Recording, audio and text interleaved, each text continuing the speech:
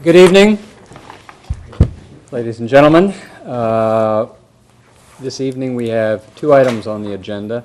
The first one is to hear from Mike Lynch as to what is the wisdom of his board dictated this afternoon in terms of coverage of the warrant committee and how we might like that or not.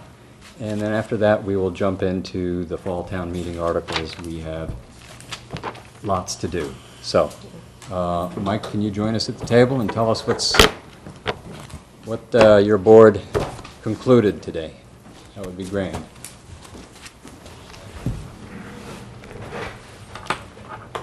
Thank you, Mr. Chairman. I do have copies of what I'm about to talk about. I don't know if you want to pass them around. But just to let you know, our board did meet today and we talked about the coverage of warrant committee on Milton Cable, and we had with us your town moderator, Brian Walsh. And what I've passed out in front of you is the motion that the board took and voted upon. And I'll read it out for you. MATV shall broadcast or, if unfeasible, record for... Can you slow down? Sorry. Do we all have? Does everyone have one? Sorry. Yeah. Okay. So the motion reads, MATV shall broadcast or, if unfeasible, record for a later broadcast any meeting of the Milton Warrant Committee that has scheduled a meeting or presentation with the member or members or chairman of any elected or appointed town board or committee, or an appointed or elected town official or manager, or a member of the general court. Other meetings of the warrant committee shall be broadcast or recorded at the request of the moderator, if feasible, for the MATV staff. Nothing herein shall be construed to preclude MATV from filming any public meeting. So that motion was made, seconded, and passed by the board. So in summary, we will be here filming anytime there's a presentation from a board member or a town department or an elected official or a member of the general court. And we'll be working with the town moderator to see if other meetings are deemed necessary to cover. And that the last line is just that, MPEG still reserves the right to cover any public meeting. Okay. I imagine that a bunch of us may have some questions for you as to how your board got to this conclusion. For starters, I just want to observe that given the general way that this committee works, which is a lot, we tend to have somebody from that list almost every meeting. In fact, I'd be hard-pressed to think of a meeting when we didn't have someone like that. So what you're basically saying is you'd like to film all our meetings, as far as I can tell. If there are committees or appointees at your meetings regularly, then yes. Mm-hmm. Does this include department heads? This would include department heads, yes. I'm sorry, that include what did you say? Department heads. Oh, okay. So when they present budgets to us, then that would be Open. filmed. So, because one of the ways the warrant committee tends to work is we will have somebody testify about a budget or discuss a budget or a zoning article or some other article with us at the beginning of the meeting. And then we'll move on to other things, questions of, budget questions that don't involve anyone that is present. But if we have just one department head for 15 minutes, you're thinking we ought to, you would like to film the rest of the 4 hours. Is that correct? Yes. Okay. All right. So the other quick question I have at the moment for you is, did you share with your board my July 8th email to you? I did. You did. The board has received all the correspondence from the warrant committee. Okay, we may have more. But, Anything that it's come to me, that it's been passed Okay. on and discussed with the board. all right. Okay, so I gotta admit that frankly, I really don't quite understand the animus behind the cable board's decision to, I don't know, harass us with constant filming, because this would be constant filming.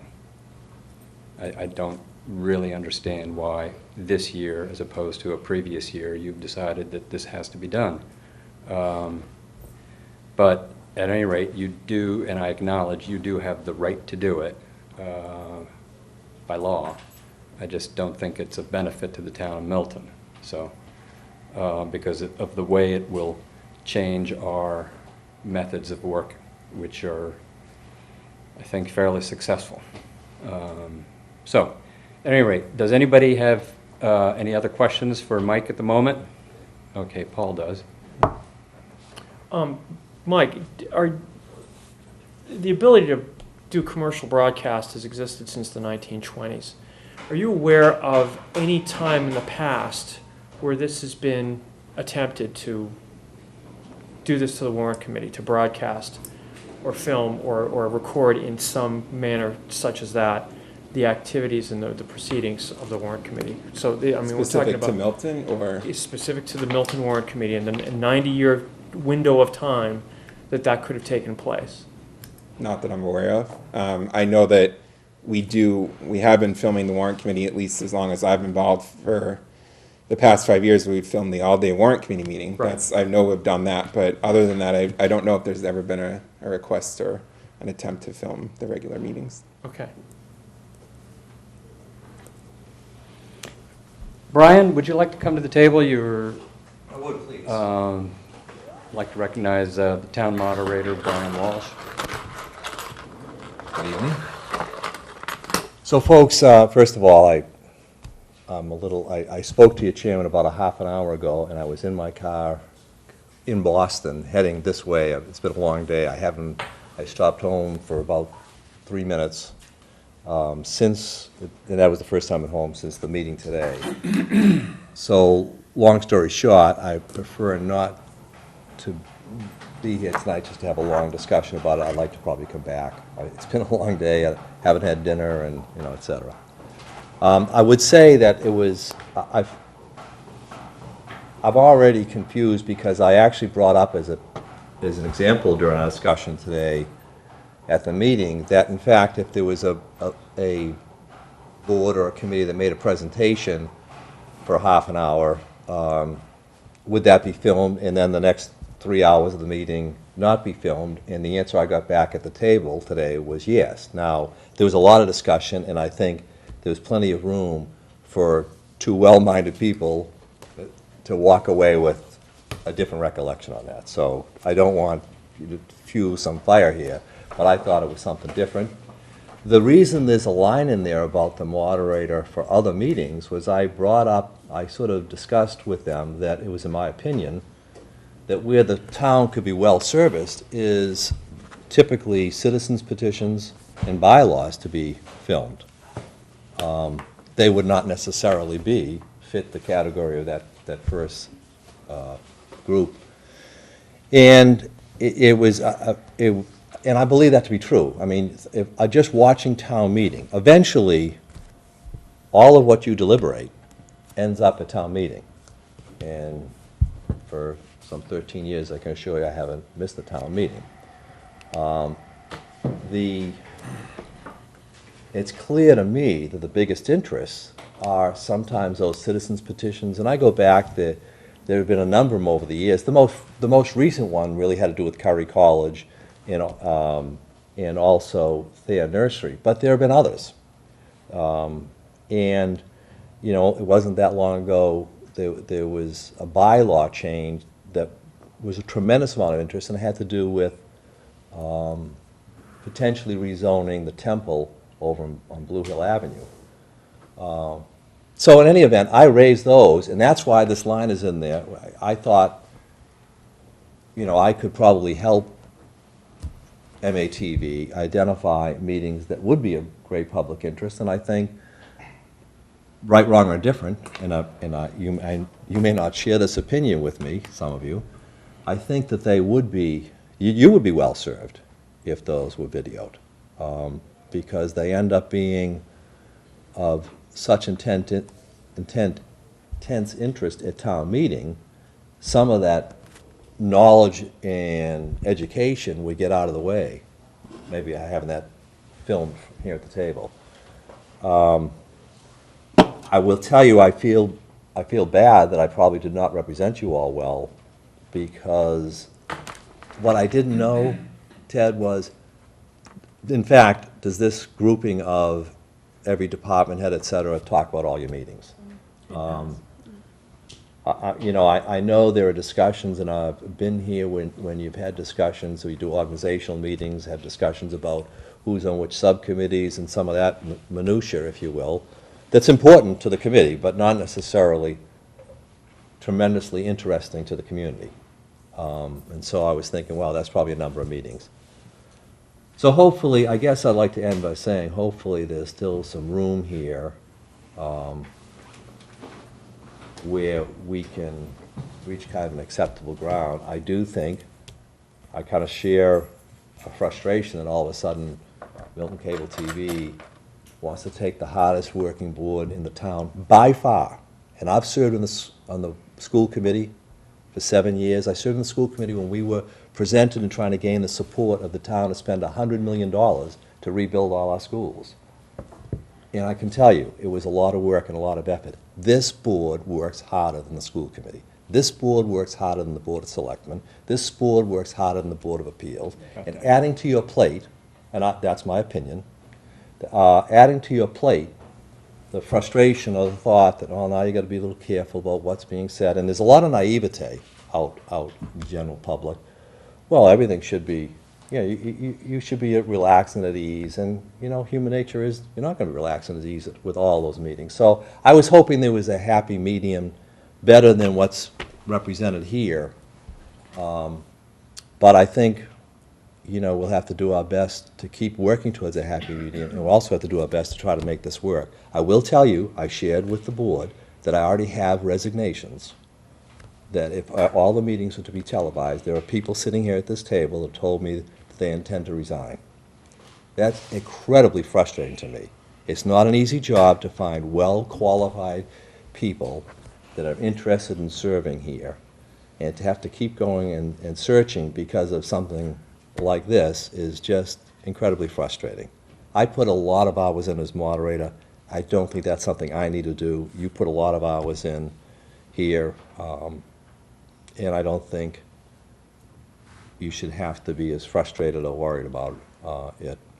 But anyway, as I said when I started, I prefer not to get into a long discussion. It's been a long day. I haven't been home for dinner.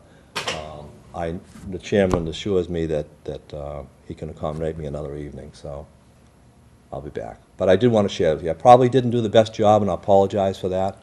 It was an interesting meeting, and when I say interesting, it's it's interesting. I'd like to see the tape. Well, That's a good question. Yeah. That's a good question. Or do you, Mike, do you tape yourself, your board? Currently, we do not.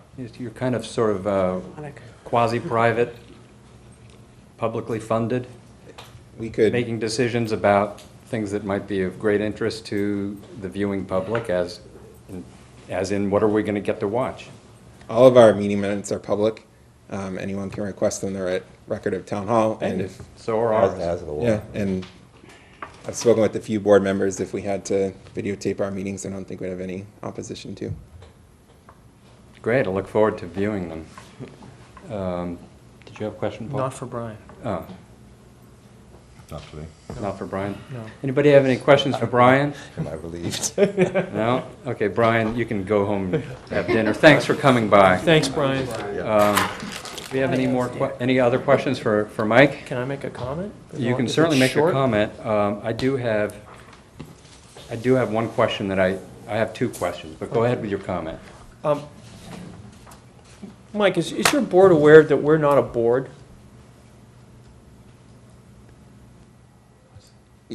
you're a committee, I mean, Is your board aware that there's a difference? yes.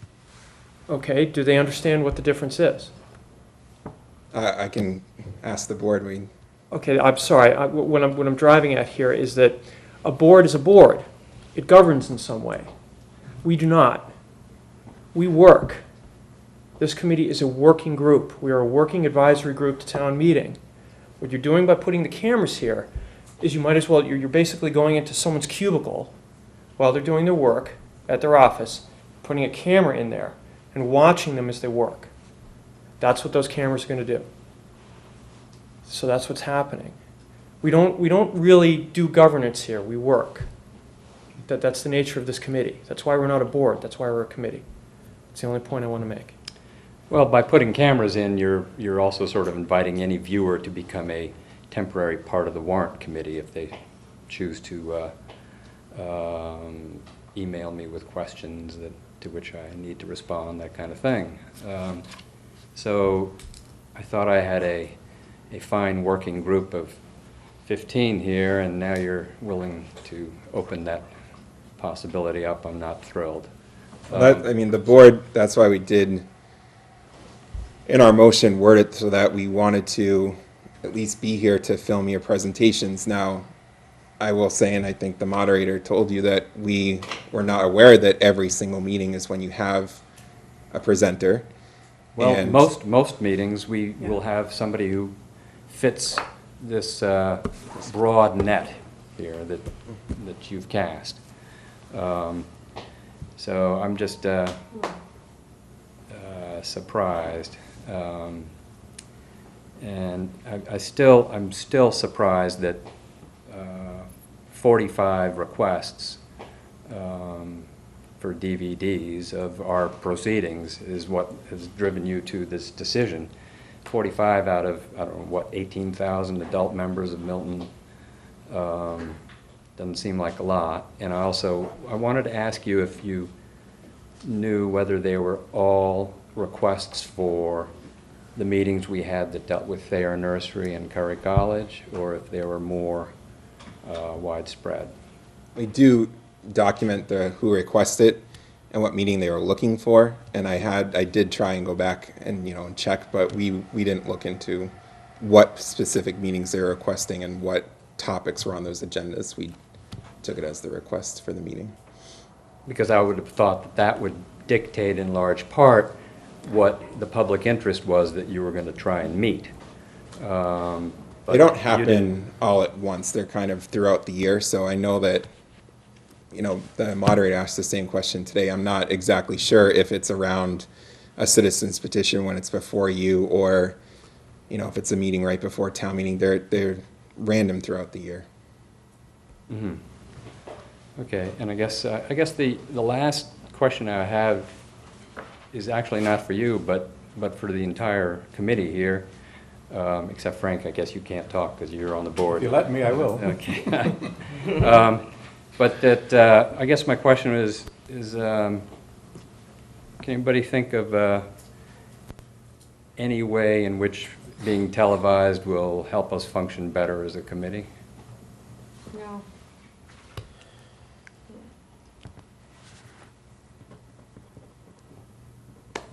Okay. I think it'll impede the easy give and take that I imagine your board. I'm new here, but I've served so long on other boards, that odd committees, that I can't even imagine. Just because you can doesn't mean you should. And this is one of those areas that isn't even gray, in my opinion. The work, the hours, the professional give and take between department heads and, I would imagine, this committee has to run smoothly and with a level of trust. And I think you've already thrown a shadow over this board by saying, well, things that I've heard, well, why can't we do it? What are they hiding? I'm just new here, and I've heard comments like that. And these boards aren't hiding anything; they're processing, and processing and processing to come to an efficient, useful dialogue with department heads who are experts. And this will impede it, in my opinion. I can sort of clarify and answer two questions that have come up. One of the questions we've heard is why now? And why, after 5 years, has MPEG decided to cover it? And the simple answer is we couldn't cover it before, and we can cover it. We have the staff and we have the equipment. Now, just because we can does not mean that we have to. We understand that. The board is very interested in the education part of it and educating the public. And when you look at when we filmed the all-day warrant committee meeting, that's really, and excuse me if I'm speaking wrongly about it, but that's when you really balance the town's budget for town meeting. And to look at that meeting and not have any of the backup as to how those budgets were formed, that's really where the board is very interested in, is to see those budgets.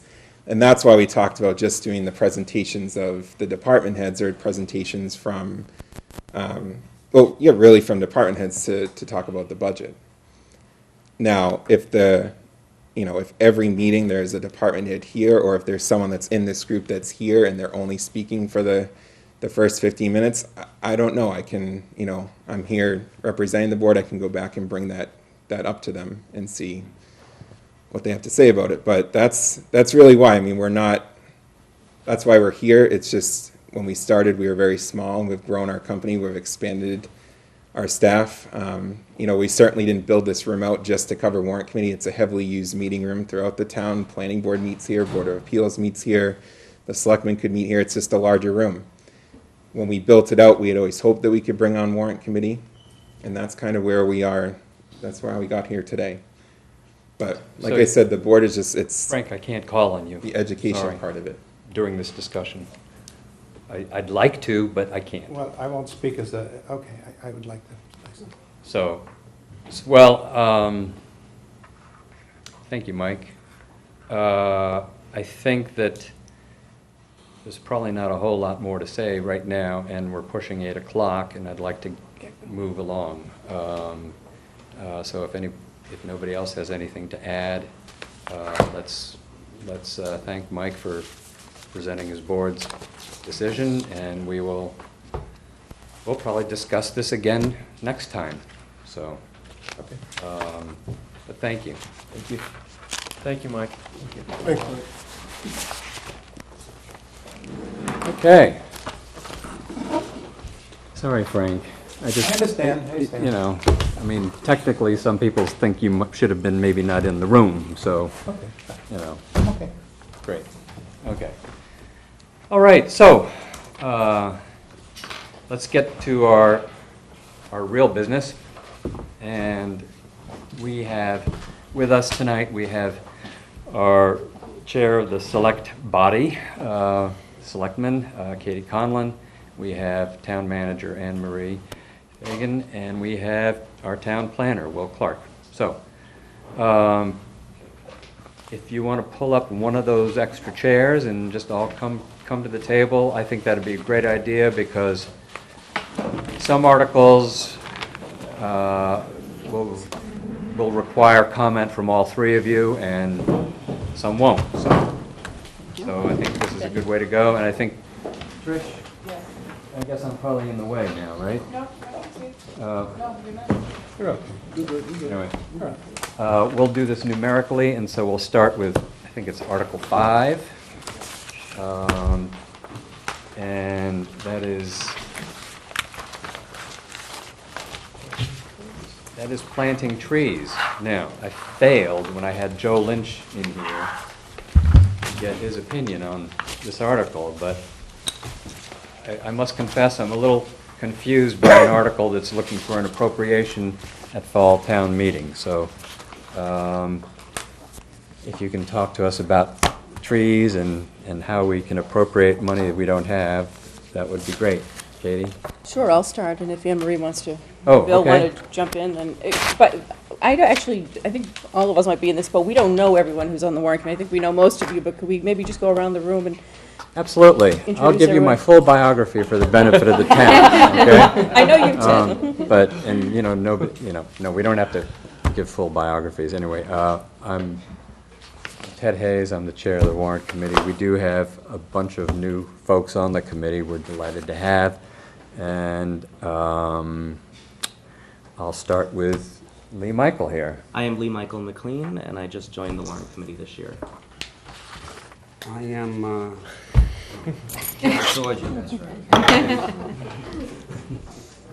Frank Giuliano, 61 School Street, Milton. Jean Eckner, and I just joined. Betty White, and I'm back for a second time. Anne Marie Fagan, Town Administrator. Katie Conlon from the Board of Selectmen. Bill Clark, Planning Director. I'm Mike Mahalchik. I'm a member of the Railway Village Neighborhood Association, which is very interested in the planting of trees. And new member of this committee. Jim Potter, new member of the committee as well. John Schindler. Steve McCurdy, returning member, Precinct 7. Darnell Turner, long-time member. Paul Pascarella, and I'm the current secretary of the warrant committee. Thanks, thank you. Yeah, I just want to point out for anybody who doesn't know, Darnell is our senior member here. Sorry. See, I got to beat you to the punch on some things like that, you know, so. Okay. So trees. This is an article that we submitted at the request of Senator Brian Joyce. We are working with him very closely on a couple of projects in town. He was at our meeting, probably 2 months ago. Yes.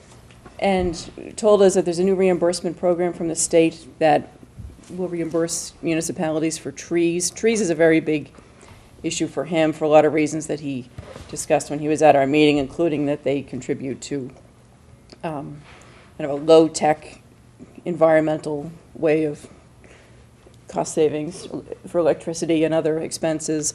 The town, as you probably know, especially the people who have been on the committee, and I did serve on this committee for a number of years, during which time every year we did have trees in the DPW budget, and it was $10,000 or $20,000. Some years I think we even had more than that if we could afford it for trees. But the last couple of years anyway, maybe more than that, there just hasn't been funding because they've been level dollar budgets, and trees was one of the first things to go. So Senator Joyce told us that he requested that the Board of Selectmen submit this article, and we were happy to submit it because we think it is something that's important, and if we are able to get some state reimbursement for it, we think it's worthwhile exploring. Now, I know that appropriations are usually done at the spring town meeting, but there's nothing prohibiting it from being done at another town meeting, whether it's the fall one or a special one that we might add at a different time of the year. But I think there are probably a couple of sources for funding it. So our request would be for $10,000. And I think one of our sources, two sources that I can think of, and maybe Anne Marie or Bill can think of other potential sources. One might be, once we have free cash certified, assuming it's positive, and I think that would be a potential source. Also, we had a set-aside funded in the reserve fund last May. We had $250,000 set aside for the demolition of a Henry's building. Depending where we're at with that project at the end of the day, it's possible that that might be another funding source that could be used to repurpose the money from that article from the May town meeting to an article at this town meeting or at the next May town meeting. So those are some potential funding sources. Again, we don't have free cash certified yet, and we are not quite sure where we'll be at the end of the day with that demolition money request. So they're both open right now, but those are potential funding sources. For this and possibly for some other items, I know there was a question I heard about the fire space needs study that's being looked for, and that would be a potential source for that item as well. Darnell. You said there's a reimbursement that Senator Joyce was talking about. What levels of reimbursement are we talking about? We're going to get that information. We don't have it yet. We're going to work with the Department of Public Works, and I know you have a printer deadline coming up within the next couple of weeks. So we're hoping to come back and have that information for you, but we don't have it all pinned down yet. We've just been told that there's a reimbursement.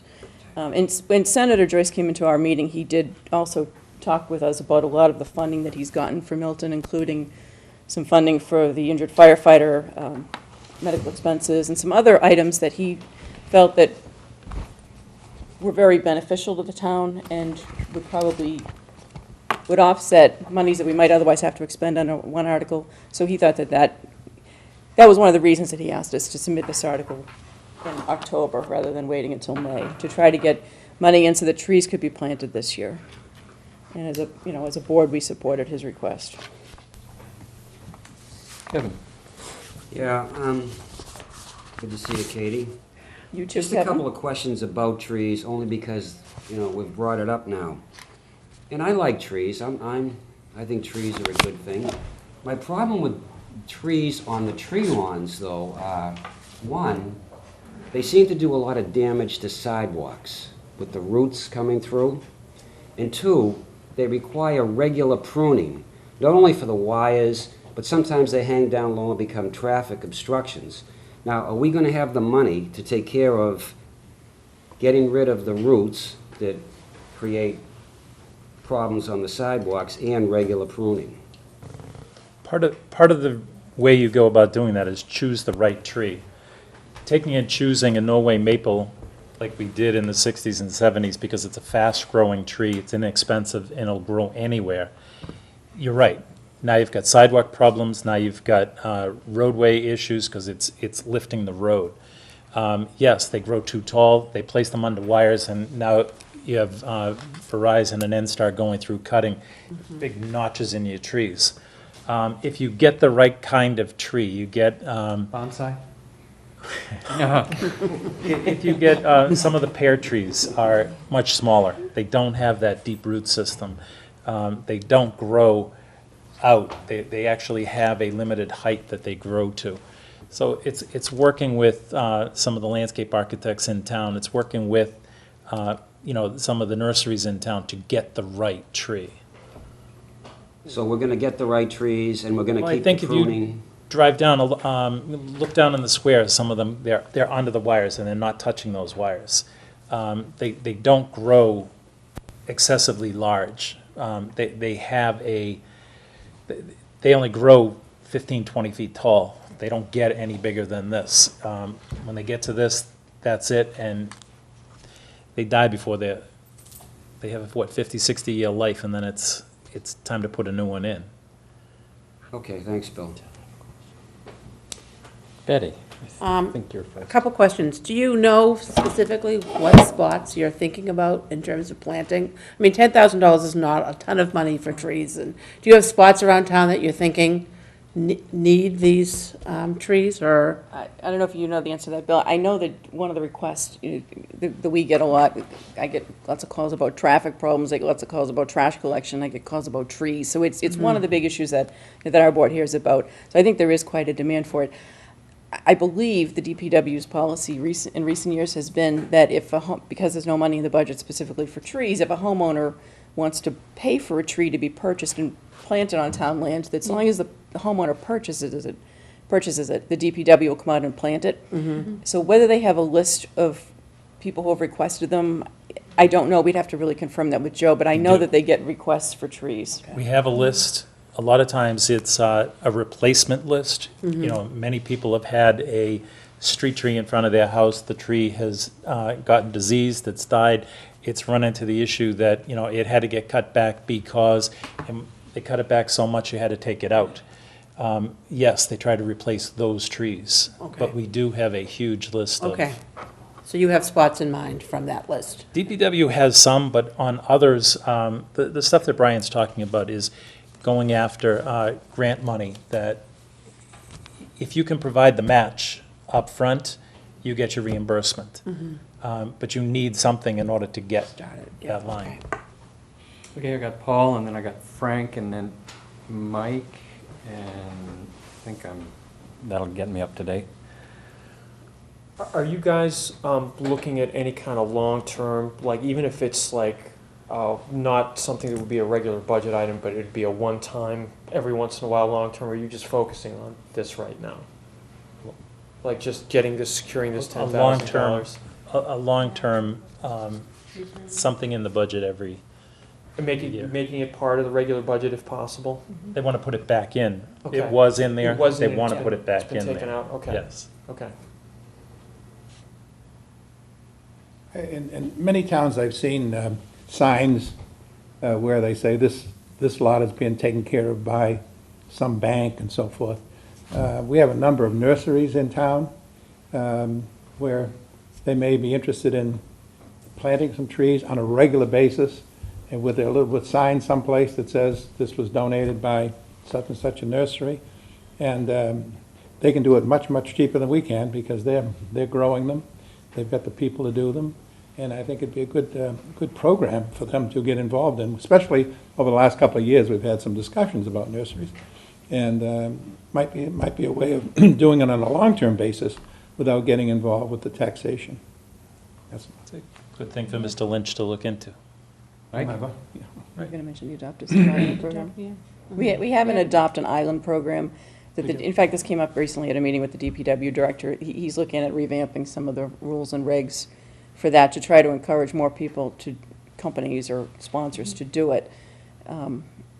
And to maybe have some uniform guidelines that would require them to be maintained regularly, that sort of thing. So there is a program like that. I guess that's more for shrubbery than trees, but we could look at expanding it to trees. Well, We also have some of our landscape companies and nurseries in town that donate their time to take care of some of the town-owned property. Our schools, our town hall is maintained by some We of should those let people companies. know they're doing that. Yes. It's a nice thing. Bill pointed out to me, you can't put trees on islands, and what I just was trying to suggest is we've got kind of a program that's geared just towards islands, but there might be other places that we can expand it to, corners or other lots in town that might be appropriate for trees rather than shrubbery. But good suggestion, Frank. I do know Thank that you. some of those trees that you're talking about being donated and having work done on actually went down to Crane Field. So I know there's a couple of the landscapers went down and trimmed out those trees a couple of years ago. They did plant, how many did they plant down there? I don't think they've planted any yet. They did, They did plant 3 or some? 4 years, yeah, 3, 4, 5 years I ago. knew They they planted a pruned bunch of some them. branches because we were afraid of them falling on people Right. at the big celebration. Yep. No, that would have been bad. Yeah, that wouldn't have been Hit good. somebody in the head No, with I a know tree that branch. the Hunts were down there, and I know they planted a They couple of trees. planted a couple of trees? Yeah. Mike, did you have a further I wanted to question? get a sense for the impact of this program. Like, the first thing I thought is, how many trees are there in Milton, and how many trees do you get for $10,000? And is it like 10,000 and that's what we spend, or is it we spend 10,000, somebody else puts in another 10,000, so we get more? So what's the average cost of a tree? Is it $500? Or Well, I think it depends on the tree, but the good kind? yeah, I don't know. We could get some more specifics for you on that, Mike. We'd probably have to go to We start Joe Lynch small, for we some go of that. bigger, and they, as you get bigger, the cost goes up. I know the DPW has these numbers that, what is it for a regular street tree? What's it going to cost? They have those. Okay. How many do we have? I'd be willing to bet that Excluding the Blue Bishop- Hills. Good. I would be willing to bet that Alan Bishop has a pretty good handle on the number of street trees that we do have. His GIS system, that is one of the things he So, looked at. I'd like to know what kind of an impact this is going to make, this proposal. Okay, we can get some more of that detail. Lee Michael. Katie, you mentioned 2 possible sources of funding. Do you have an idea as to when those sources would be known? And is it your recommendation that if the sources are not known by the time we need to go to the printer, that we make a recommendation contingent upon funding coming through? Well, free cash, I don't think we'll know until, November, maybe, or Beginning of late October, so it's probably right around the time of town meeting. Sometimes it's been November. That one may not be as helpful if it is as late as November, but I don't know on the other one, hopefully soon, but it's possible to, I think the thing for the warrant is so long as the amount of the request is printed in the warrant, even if you have no recommendation at this time, you can always change it before October 27th when we start. The key thing is printing the amount of the request, because if it's not in the warrant, then town meeting can't appropriate anything $500 over what the request is. So if there's no reference to $10,000, we can't appropriate anything. I confess, I'm a little perplexed by this. I guess my feeling is that, as Steve rightfully pointed out at our last meeting, that mostly the fall town meeting is supposed to be for zoning, bylaw changes, planning department articles, things like that, and not really for financial appropriations. And I think that's generally appropriate because there is no money to appropriate. Now, I take your point that we could start putting in some claims on the free cash that we are expecting to come in, but then I'd hate to set that kind of precedent where we ramped up, you know, the demand for lots of little projects into the fall because we know that there's a funding source unquantified as yet, but we know that there is a funding source coming. So I guess by the time town meeting votes to plant trees October 27th, is really November a good time to plant trees? I would be surprised. So I just don't. I seem to feel that this article, you know, may have a reason for, you know, an appropriation because there's a matching state fund or something like that available to us. But that would be the only reason I can think of for advancing an appropriation for planting trees up to the fall. So I think really what, in my opinion, how I feel about this article depends a great deal on this state match, or you know what that's all about. But I'm also fascinated by the idea that, you know, we could throw a $10,000 figure on there and appropriate it. Where does it? Do we have to specify where it comes from, or can we say that, gee, the selectmen can meet that with grants and bequests? Well, we would have to specify a funding source, but, you know, and it's possible that we could just submit a request for a reserve fund transfer. The idea was to have this come up at town meeting. Mm-hmm. Senator Joy specifically asked us to submit a warrant article, and we supported his request because he did talk about the fact that a prior reimbursement program has ended, but there is a new reimbursement program, and that he felt there was quite a need for this. And I think we as a board agree, because we get these, you know, we do hear about trees from time to time from people. I know when I was on the warrant committee every year, Walter Heller would come in, former DPW director, would come in and talk about all the Tree City USA awards the town was getting, and how that really, the funding of trees really goes to the character of, you know, helps with the character of the town, because if we start losing trees, then Milton's not the same place that it was. A lot of trees have been planted, I think it's on the Parkway, and has really improved the look of the Parkway to kind of go a long way to restoring the old majestic trees that used to line that Parkway. So I think there's good reason to do it, and in terms of the timing, March and April are months for planting, and you know, if an appropriation waited until May, obvious to the May town meeting, obviously that would kind of knock out that time frame. To your point, Ted, I know it's unusual to have a financial article in the fall, but it's not unheard of, and the fall town meeting really wasn't only for zoning. The goal was that a lot of zoning would be held in the fall to avoid it happening in May, but that's not the only thing that can be held in the fall. I mean, again, the Board of Selectmen can call a special town meeting at any time for any purpose. Well, I hope you don't call one for trees only. We wouldn't call one for that. But since we have one, you know, since we have one, submitting the article made sense to us.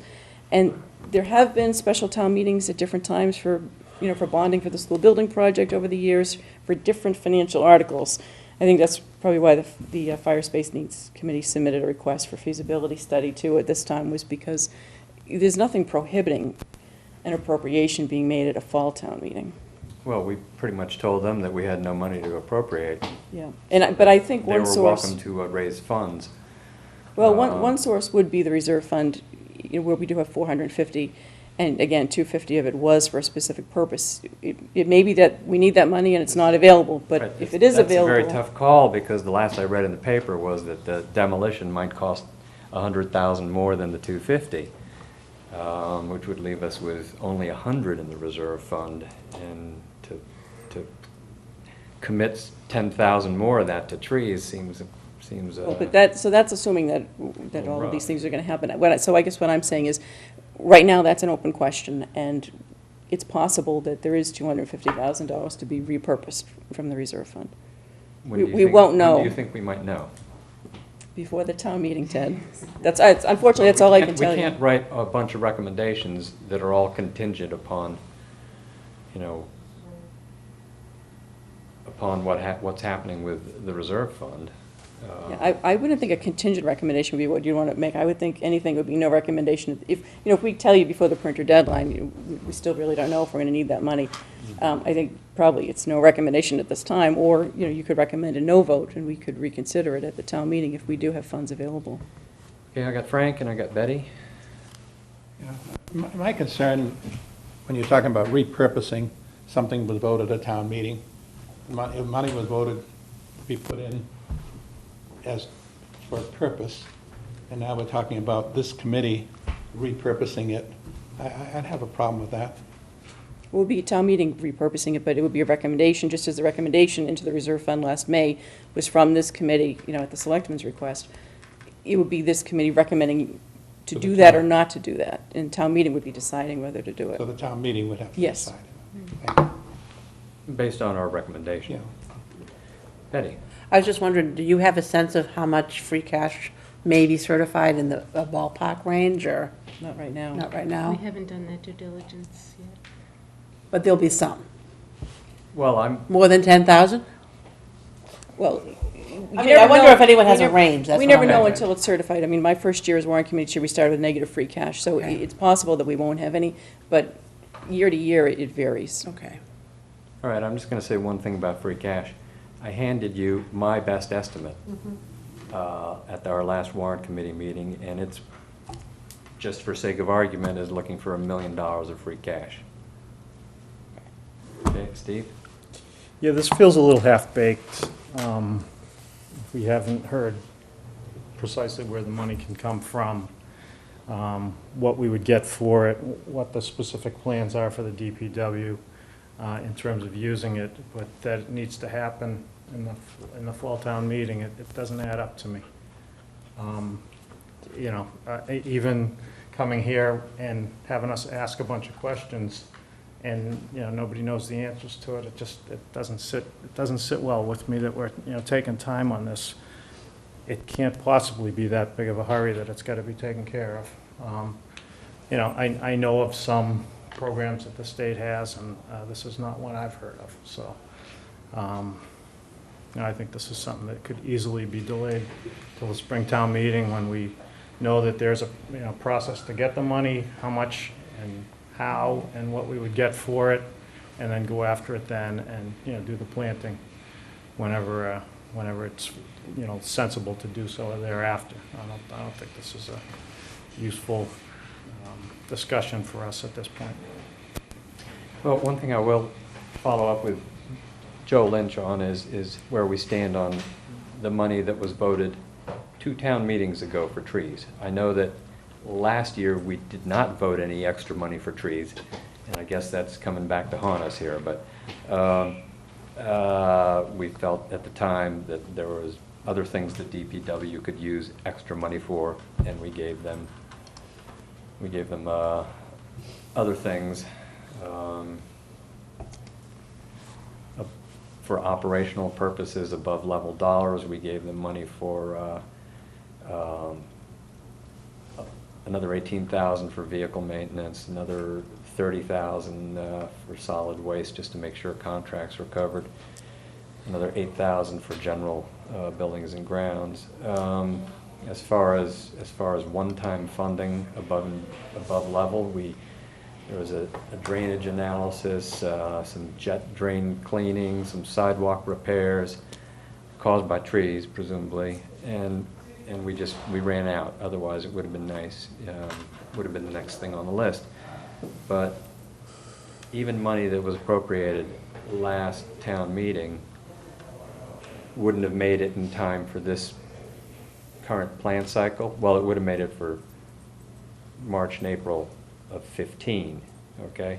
So I guess I'm wondering, the previous $10,000 would have been planted in March and April of 14, and I'm wondering, we could just ask Joe what we got for our bang for our buck this past March and April.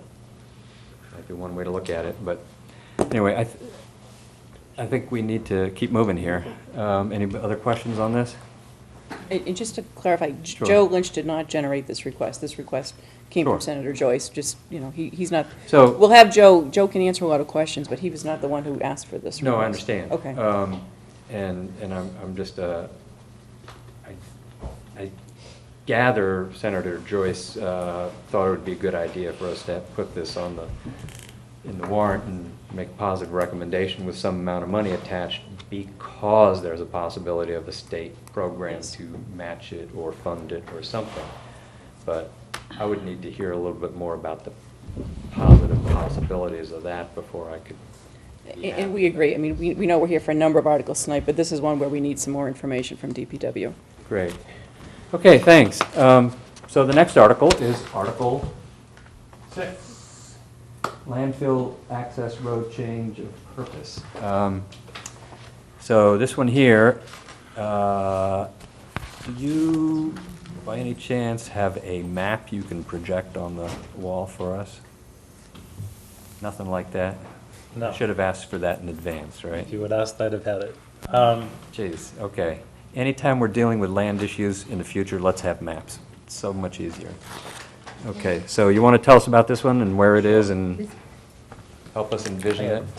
The land that we're talking about is if you had taken the old landfill access road, you go up, as soon as you go by what used to be Horseplay, it's the land on the left-hand side. It's opposite the golf course. The land we're talking about was originally taken by the town for landfill usage. The abutting land had its land use purpose changed a number of years ago that allows for the Quarry Hills Golf Course to be created. Now we're looking to repurpose that land, take it out of a landfill usage, put it back into something that can be controlled by the selectmen. And presently what we're looking at is potentially moving the animal shelter to that site. The access would be by the old landfill access road. That particular project, if that's the one that goes in there, would be providing fire gates to prevent traffic from getting into the golf course. Another one that prevents traffic from going out into the Gasline Road. That's it. Michael. What, if any, impact would you expect there to be on the operation of the landfill area if you were to take land away from it? Is it going to cause any problems with zoning there or lot size or anything, other impacts to? Let me go backwards for a second. We have no landfill. Well, but the space is a certain amount of space, and if you want to use that space in the future for something, I have no concept of how big the area is that you're talking about, or how much you want to take away from it. And are you going to create an unusable area of land, or can it be used in the future for something else? We're going to take about 3.5 acres of land that is municipal land, that a piece of it was used for land filling, but it was used for ash. We used to take and burn our trash when it was in some of the old quarry holes. So some of those holes, those old quarry holes, are still there. There is no other, the only other use that we have talked about over the years was potentially using some of this land in connection with the Ash Street Playground and maybe expanding one of the fields into this area. The issue for not doing that is that it's so bony. It's very rocky. It is those old quarries. Even so, taking what we had looked at for the field at one time, we still have land there that we could put the animal shelter on that site. Different boards of selectmen in the past have called it, the hurricane lot. Should we come into a major storm, where do we take and dump, limbs, old trees, stumps? Where do we take and put them? That was that usage for that land. We, in the past, have used it for excess snow. And when we don't have some of the playgrounds or the playground parking lots to be able to use, we go and we put it up in that area up there. Even so, this particular use that we're looking at isn't going to preclude us from the site. I mean, we're talking about a 3.25, 3.5 acre site. And we don't need that much for an animal shelter, but we want to repurpose the land away from a landfill usage into a municipal usage so that we can do something with it in the future should we want to. Another way of understanding where this is the land at the end of Quarry Lane. If you went down Quarry Lane and you, right after you get by the houses, there's a small fence there, there's a berm, and then it's all trees and goes into this area that we're talking about. It's where the clubhouse for Quarry Hills was when when Quarry Hills first opened. So it's land that, oh, sorry, go ahead, Lee. Thank you very much. Just anticipating some questions that might come up at town meeting. The article references landfill access road change of purpose. So if it's an access road and you want to put a building on it, are you going to be blocking access to something you might want to be accessing later? No, it's a municipal road. It's municipal land, we're using it for a municipal purpose. So did that it's not going to affect our provide zoning? access to anything before that will be blocked by a building being in the way? No, we're not putting it on that road, we're moving it to the side. It's not just, The road is the old dump road, that people used to take to go to the dump, but it's. the it's title just- is There's a gate in a front bit of of it a now, it's not misnomer. used. It's yeah, not. it's a little misleading. It Yes. should be landfill access road, change Land. of purpose to the land, It's the access land, thereby. right, you know, as or we go up something, the but- access road, it's the land to the left, it's not the road. The road is the road, it's the land to the left, and I didn't realize that till you just kept saying, well, I'm blocking the road. Well, no, Right. we won't block the road, it's there for a public safety purpose, we're not gonna block the road. It's the land to the left of the road. We'll change the title. Great. Yeah, I think the title was put, the titles were put in by someone in the office, but the articles kind of come in just as text articles, and these headings get put in, but there are a couple of others that I think we need to fix. So let me, oh, sorry, go ahead, Steve. Bill, if the animal shelter goes in, will there still be space there for snow storage or living? Yes, Okay. yes. And hurricane stuff. Frank? Yeah, just one. I was thinking, I don't know where the map, I'm trying to put a map in my mind to say, where are you? But wasn't there a nursing home or something that going up into that area? There was zoning passed 2 years ago for assisted living. Assisted living, The okay. assisted living would go on the old horseplay property, which is right beside our property. That project is stalled, for lack of a better word. There's a suit going on between the parties, so, This wouldn't interfere with that? no. If anything, it'll help. I'm sure there are going to be plenty of comments about something like this because it involves land at town meeting, but can you anticipate for us some of the objections or arguments that you might see coming along? I think that the challenges wouldn't come from the changing of the purpose. The challenge is going to come from the use of that land. And we'll take that, one step at a time. But right now, the issue is changing it from landfill into a municipal use. If we wanted to take and if we wanted to take and connect the Ash Street Playground with this land, we still have to come back and go through this process, because we took this land by eminent domain for landfill purposes. So we have to go back and change the landfill purpose. So I'm just kind of wondering, is the Board of Selectmen presumably have other pieces of land under their control beyond this one? Sure. And are they all cataloged with a purpose? Yes. Correlated with a purpose? Okay. And that needs to A be... land usage. Or land usage. Yes. Well, this one is municipal dump purposes, so. Right, we want to take out the dump. Purposes, We want to usages. take out that Right. dump.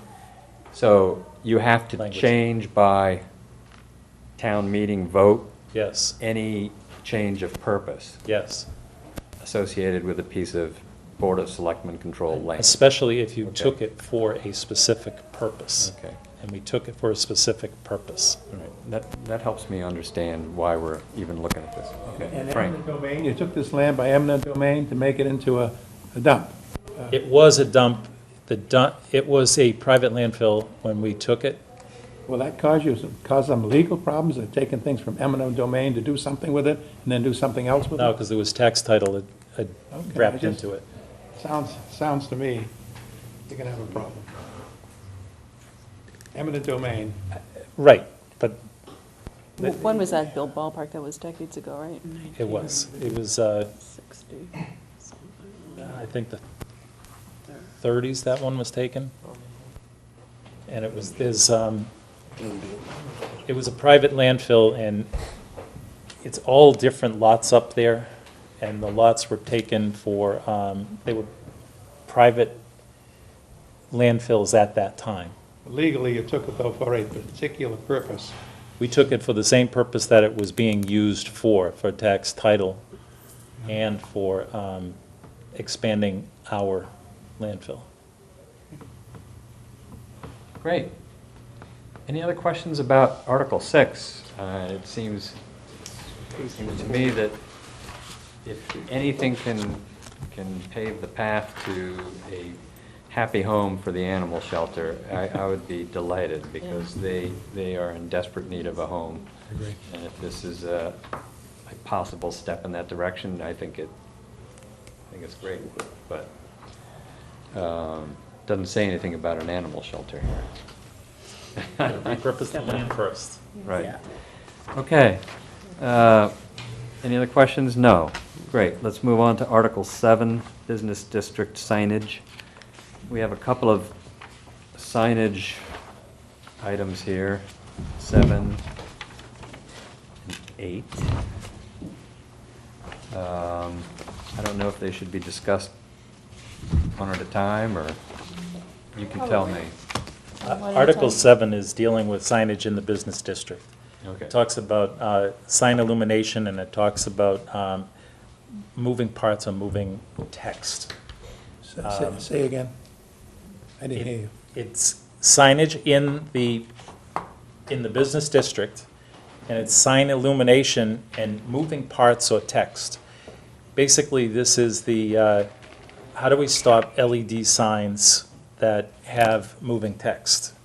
And by putting this particular section in, you would remove putting LED boards up for signage. I can just add to that, that this was drafted by Alex Whiteside, the chair of the planning board, but it was a request from our board, because last winter, you probably all remember, we had the building that used to be the Kennedy Carpet Building and is now the Sleepy's Building over on Granite Ave, right over the expressway. That rooftop sign is an LED sign, and at the present time, it just reads Sleepy's in red letters against a black background, doesn't flash, no multiple messages, but prior to the most recent permit, I guess, that we gave them to have the current sign, Sleepy's was in the process of leasing out or selling the building, so there were 4 different messages that were flashing at short intervals. There were multiple colors on the board, and we got a lot of complaints as we went through December and January from residents that they thought it had a Las Vegas look to it, and that a lot of other towns don't allow those flashing neon signs, and that we should take some action to prohibit it in the future from showing up elsewhere. Specifically, the concern was from a lot of people in East Milton Square who live right in that area, but it would apply naturally town-wide. So there was a lot of concern. We heard from a lot of people about that particular sign, and that's what generated this article, was an attempt to try to prevent that from happening in the future. Kevin? I read this, and I thought I read here that this would prevent these signs unless the Board of Selectmen, for good cause and superior design, may authorize the signs. Is that correct? Yeah, Alex drafted this, like I said, and we gave some comments on it. We do have an exception in there. You know, there may be, at some point, there may be a need, but would have to be for good cause, and a superior design. So the idea is to, if there are exceptions, to make it a very limited situation. So it gives the Board of Selectmen that flexibility. Yes, which it currently has. I mean, a prior board did allow variations of this flashing sign for Sleepy's. At one time, it was on the side of the building. A prior board a few years ago allowed it to be moved to the roof, and then multiple messages were allowed. And I think at one time it was only 2 flashing messages, then it became 4 flashing messages. So you know, the sign requests usually go to the sign review committee, and then if someone has a concern or has an appeal or objects to a decision by the sign review committee, they wind up in our court. So we want to keep that authority rather than having any decision from the sign review committee, which is, you know, it's an unelected board and it's an advisory board. So rather than having the final decision rest there and then if there's an adverse decision, have somebody appeal it to court, I think that this comes out more in the residential bylaw, sign bylaw. But the idea was that the board should have some discretion. We don't want to prohibit all discretion because there might be a situation down the road in which maybe 2 messages make sense. But the idea is to prevent these Vegas-type signs. Can I just follow up? Well, supposing, Katie, at the time, there are no adverse conditions that the board can find, and they permit the sign, and then further development, something else changes, and now the sign might impact something else. Can the board reverse that decision? Your time, I guess I'm not clear on your question. Is it, can we, if a sign has been approved by the board, can it be? Right. And then something occurs, somebody builds something else. Right. Is it a change of... Another building? Well, Is it adjacent or is it on that building? No, it would be adjacent. In other words, I guess what he's saying is, when you approve it, the impact is minimal, but all to it, or in such a way that now that sign is flashing like right into their office window or right into their bedroom or something like that. And now the sign is an imposition. Now the sign all of a sudden, where before it was fine, now there's this new building and now it's a nuisance. Would you have the ability to rescind because now things have changed? well, I mean, I guess that kind of raises the question, if there's an existing sign and then a new building moves in next door, that obviously would have to be something that would be taken into account as a new building is being proposed and put in, but... It still goes back to being the design issues. When you say it shines in next door, part of the design issue is that you are not going to have a sign that is shining into the next door building. So if a new building, excuse me, Bill, I'm sorry, so if a new building is built and now the sign is shining into the building, they'd have to remove the sign? No, because you just built your building With a sign there? knowing that the sign Okay. was there. They probably, if the building's going up, chances are they're going to have to reposition the sign. So can we just look at the specific language in here? In both these clauses, it says, for good cause, provided that the Board of Selectmen for good cause and superior design may authorize lights which have no adverse impacts, okay? So I guess the question is what if it turns out that later there are some adverse impacts? Then I would say that you'd be entitled to rescind your authorization. You know, that you might get taken to court. We don't want to give you the wrong answer to that question. I mean, I think that question is something that... Well, would you do something similar to, basically, like they do a lot of our, some of the zoning approvals, you lease them the time, so you have it approved for a certain amount of time, they have to come back as a review. So this sign is approved for X amount of time, and for X amount, you have to come back. I don't know. To me, I can't think of They don't have a time limit on the signs. They do not. No. They do not, no. But I'm just saying, because things change. The design guidelines are in a handbook that can be updated from time to time, so the design guidelines can change over time, but once a permit is issued... Once the sign is up, the sign is up. Yeah. It doesn't happen very often that We've got a couple that have changed their sign, but it's changed in the same location. When you want to make that change, you have to come back before the sign review board to have them look at the sign again, to have them, before you can go in for the building permit, you need to have a sign off from the sign review committee. If it's a lit sign, it has an extra step that it goes to the selectmen for their approval. The What sign your that's, question has more to do with design guidelines. I don't see that we issue a permit for a sign and then somebody builds a building that we didn't already think of this. yeah, like the possibility is probably very remote of that happening, but, the sign that's on the Sleepy's building was quite expensive when the owner put it in, and certainly that was one of the arguments that he was making, was that if the board were to try to change its mind on having issued a permit a few years ago, that he, in reliance on the previous board's order, he had undertaken a significant expense to buy the sign and operate it. So I imagine in those circumstances, similar issues would be raised, Kevin, but it seems that that's probably a pretty unlikely scenario. Lee Michael and then Mike. Are there any parts of town other than East Milton Square that are labeled business district that this would affect? Oh, yes. Yes. So where are those other places? Central Ave, Milton Village, 3 and Granite, 2 Granite. and 2 grand. Is there any instance that you know of where an athletic field with a sign or other signs that are used for other purposes other than buildings might get impacted by this? Please read number 8. Read the next one. Oh, okay.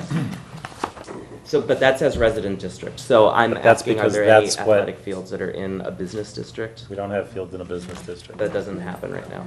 Okay, and does Article 7 somewhere other than, I'm sorry, does this zoning bylaw section somewhere other than F and G say that only exterior signs will be affected by this language? For instance, Dunkin' Donuts has interior signs that you can see through their windows that are lit up and that move, and Starbucks may later as well. Bring the rest of the bylaws with me.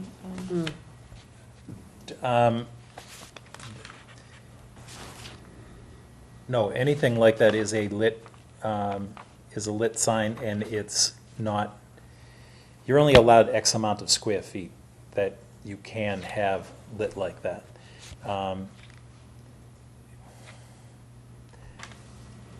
Some of our retail places are really good about keeping their windows clear. Others just like to plaster them with stuff. And it is a zoning issue that the building inspector has to go out and address. So he'll go in and he'll say, I don't know, whatever 4 pizzas cost, you have to take that thing down. Somebody else has up the sign, gallon of milk is X. Sometimes it's for convenience and sometimes it's just advertising. If it's for convenience, they leave it for X amount of time. If it's advertising, they usually have them take it out. You can only use a certain percentage of your windows for that. But what about something that's back from the windows, like a menu board behind the register that you can see from the outside? Is that affected by this as well? No, I think. no, that's I interior. don't This think- is exterior. Yeah, I don't think this, I didn't bring it with me, so I don't want to say definitively, but I think this just applies to exterior signs. But I did not bring sections A through E with me. I did not. Good question. Mike? Yeah, is there anything in here about keeping your sign in good repair? So that it doesn't, like, some of the letters fuzz out, or that your business district starts looking kind of seedy because you don't maintain this expensive sign that somebody put in on your building a long time ago? And you go back and say, take that thing down, it's ugly now. It's ugly. Or fix it. I don't know that I can tell them it's ugly, take it down, but Okay, I withdraw that, sorry, I didn't. take that part out and, it's I'm looking broken. stupid in front of the cameras now. Yeah, I'm sorry. Join the club. That It's a happens to great all of us at question. different times. It's a great I question. like it. If the sign, This time stops working. part of the reason for the type of sign that we're going for is to not have that, store and all of a sudden the O starts flashing and it's out. You get STRE. Oh, I was thinking, what if you had a T-shirt store, Frank? and one of the letters blanked out, you know, what happened? You'd be, Shirts. and then the R goes away, you know? So now it's- But that's why we don't have, Oh, that's a nice we- one. There must- the signs that we're doing don't do that, which is why a lot of them have to do with the design guidelines. And if you follow the design guidelines, we don't run into that issue. Okay, not an issue. Check the signs down in the square. Go to East Milton, and do you have signs with, some one of them is out? No, No. I mean, I've seen them in other towns though, Right, and but those are it's not the kind of because- town I want to live in. But that's because we have that design book, Okay. and the design book does try to No, think of that. thanks for the answer. We try to outthink that issue, yes. Great. Frank? Just a quick thing, when I'm, scanning this, I look down, and most of the places you're saying the sign can't be more than 3 square feet or something like that. But when it comes to the town erecting things, we can make it 24 square feet, 15 square feet, 20 square feet. I think that might be You're in the next article, Frank. Frank. Oh, I'm reading the wrong article, all right, okay. That's number 8. That's residential districts. He did just refer to 8. I know what the We'll get question's there. going to be. Okay, it said 8, I went to 8, I'm sorry, okay. So what is dark sky compliant? Who measures that? Dark sky compliant is, I think you've all seen the picture of Earth from outer space at night. And you see the United States and you see the East Coast is just lit up. Right.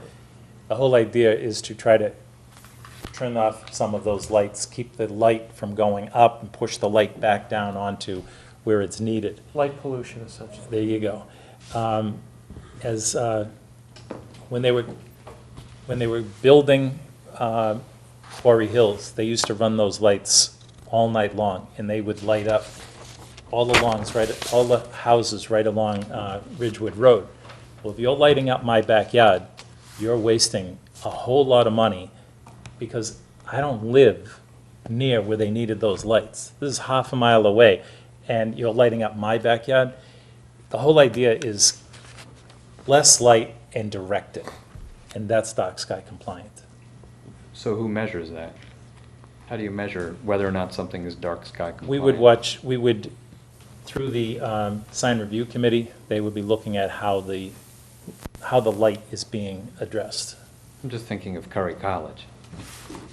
Because I know the Board of Selectmen has to make a report to town meeting on that question. And it isn't, So I just thought It's not a dark sky sign. compliant was a good concept to. which is why they're putting hoods on those lights, which is why they did put hoods on those lights. How about sign compliant? When did they do that? That's a wrong question, aren't we on 8 or 7? When did they do that? They've been doing that to those lights. I think if you go and look at those lights, they do have hoods on them.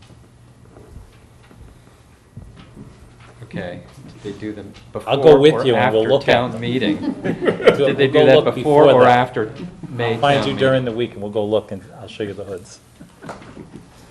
Drive up tomorrow. Not being straightforward here. Okay, let's move on to Article 8. More signs. This time it's signs in the residential district. We have an awful lot of non-conforming businesses in areas that are, you've got all the Tedeschi's in town, Milton Food Market. You've got the doctor's office at Kerrigan's Corner. All of those are non-conforming corners. They're all in the residential district. And this is to address the signage in those kind of areas. It's broader than that, Bill, right? It also covers political signs, free speech signs. I asked them to leave that one out, but that's, okay. I mean, a lot of this with the political signs is, you put up a certain size sign, and it's attempting to have the ability that you have to take it down 5 days after the election. It's, you have a Deval Patrick sign, and it's still up. Well, he hasn't run for 3 years, so the idea is to not leave something up after the election. But in addition to that, there's dimensional requirements. Right, the design guidelines. Yes, I mean, there's also a provision here for temporary signs, which currently are 45 days. This bylaw would make them for a period not to exceed 60 days, so there's an increase there. The idea here is to, if you can extend it to the 60 days, you can't take and have, you could have a back-to-back 60 days, but you can't have the third. I mean, they tried to limit the length of something. Right now, if you, you come to me and say you want to have a temporary sign, you could send a letter and say, I want one, and have it ready to go on the next. There is no limit. We're trying to limit a temporary sign so that it's not just a way around having an additional sign. I mean, a business, you don't need more than one sign. If you're on a corner, maybe you get two for each road, but you don't need more than one sign for the road telling me what the name of your store is or what you do. To have, 4 temporary signs and the sign on the building, it's sensory overload, and that's not what we're trying to do. Does that We're trying to situation limit exist? that. I'm sorry. Go ahead, Lee Michael. Does that situation exist right now, where we have businesses that have multiple signs where they're evading the purpose? A little bit, As you see it? yes. We now have stiffer zoning violation penalties Mm. than we had in the past, so.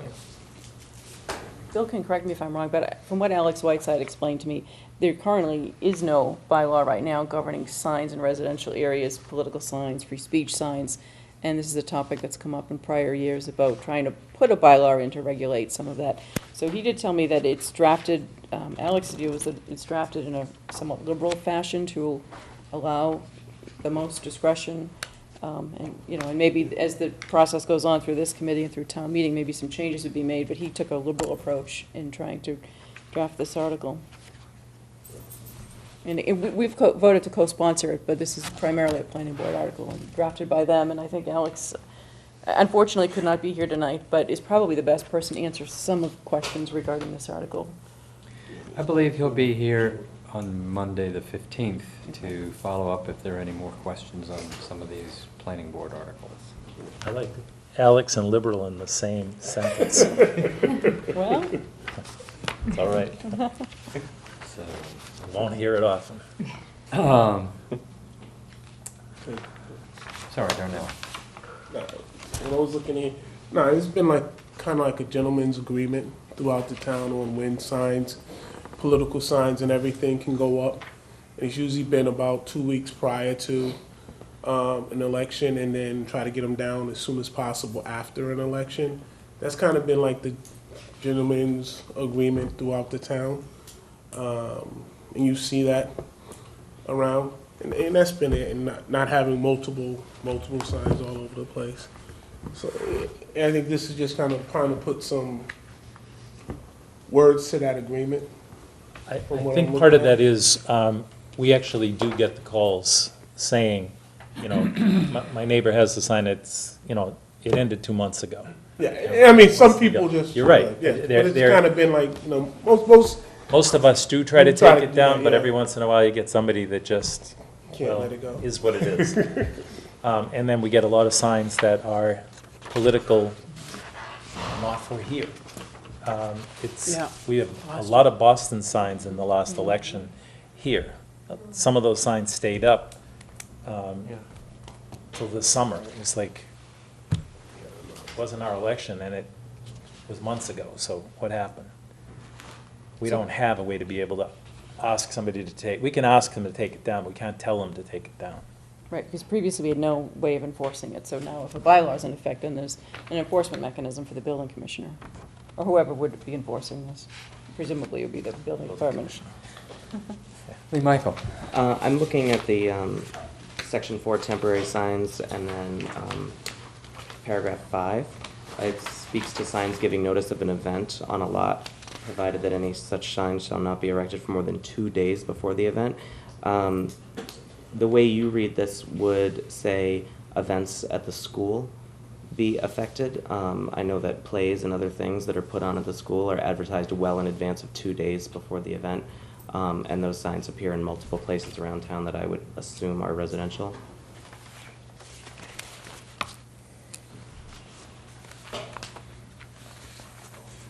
I think you're right. I think there's an awful lot of school signage, which is a great idea. You know, when they advertise the musical or something on the corner of Gile Road, that's town property. The whole section here on temporary signs begins with them not to exceed 60 days, as you mentioned earlier, but for some reason this section specifically says 2 days prior to an event and remove 2 days after. So I'm wondering why the time restriction on the event and if school specifically or anything else would be negatively impacted. I think it's a good question. I think you should probably defer to the planning board to, Paul? Well, just perhaps following up on that, perhaps they were just trying to limit personal events at private residences, putting up signage around your neighborhood streets or whatever. And we're not thinking in this case of civic events or school events. I know it wasn't meant for schools, but it may be something like, you have an open house. Yeah, yard sales. I can things imagine. like I can that. imagine what it might have been intended for. I'm wondering, are there unintended consequences that we need to Yeah, discuss? and that it's verbiage. worth looking into.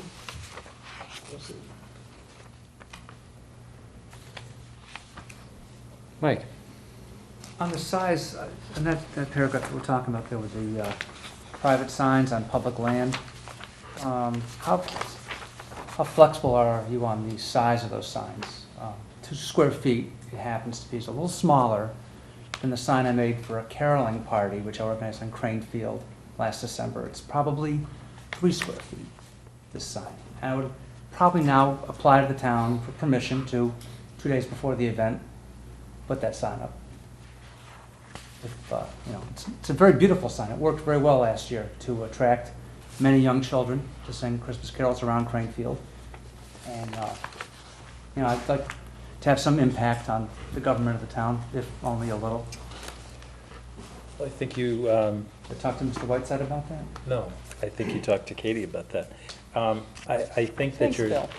I think it's easy, because if it's caroling, I want to know about it more than 2 days ahead of time. And it's going to be put on public land, so they're going to come to you anyways. So you're fitting inside the 60-day, and you only want it for 2 weeks or something. Yes. Right, we threw this thing up, and Right, but you want to do it more than it's 2 about- days. it's You about want to this- have it, a couple days before, put it up there, let Right. people know it's happening but that's on. on Crane That's- Field. It's, right, it's on public property, so you notified I mean, the office, you asked for permission to put up a temporary sign, and they gave it to you. No, I didn't do that, actually. I'm careful, just put the sign Well, up. but But again, the thing is there bigger was than no- 2 square there- feet. there is no- That's my point. Right, right, so what we're trying to do now is we're trying to come to, put together design guidelines to do that. So we want it to be a simple process, but we want to have some, what do I have to do to put the sign up there? Yep. I want to be able to give you something and say, here you go. Just Okay. fit it within the box. My only question is, are you stuck on the 2 square feet? Can you go up another foot? Make it a 3 square foot sign? Yeah, Section 7 refers to holiday, but it's, I don't think what you're describing quite fits within that language in No, I think he's- 7. I already got the sign made. I want to use it again next year. I can tell you that our board had some questions about some of the size requirements, and is the planning board public hearing on this Thursday night? It is. Yeah, I mean, we're planning on being at the public hearing to listen to what the discussion is, but that's certainly a question we should pass along, and If- both questions to the Thank you. planning board. So, Mike, I want to just interject here that if in concert perhaps with the planning board, the warrant committee and the planning board, you know, think that a change of language might be indicated, that can be our recommendation. Our recommendation doesn't have to be exactly this language, Okay. okay? I don't really want to get into rewriting these things, but you know, 2 square feet could perhaps be changed to 3 And I square beg your feet. indulgence, because this is a Okay. very small issue. Yes. The town budget. Just wanted to, Under like, 3 square feet. sweet, Right. yeah. We've talked about it enough. If the landscaping or construction company can have 3 square feet, Why can't the carolers? there you go. All right, I put it down. Just want to observe that there is currently an illegal sign on Central Avenue right by School Street that says, tacked to the telephone pole that says, pave School Street and plant trees. Just so you know. That's number 5. Anyway, what about the, I do know that how much would a new tree for the library cost? Do you have any idea? No. I tried that one No before, comment. Ted. I do know that the building inspector, actually the building inspectors, all do drive around and they do pick up those temporary signs.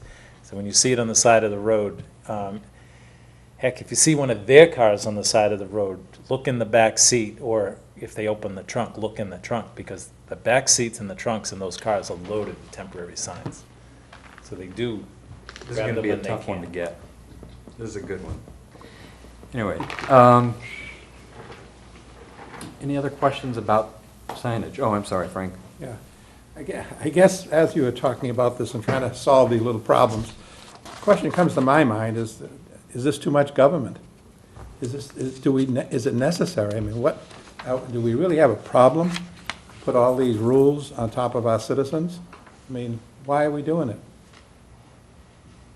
I mean, how much government do we want? I mean, if there's a problem, let's solve the problem, but here we're writing, you know, the size of the sign, where it's gonna be, how many, I mean, just, and I don't think it'll be successful, it's just too much, I think it's too much government. Well, I think that's a good question for Mr. Whiteside when he's in next. I believe that this was drafted based on some bylaws in other towns, that there was, you know, bylaw language from other towns was used as a model.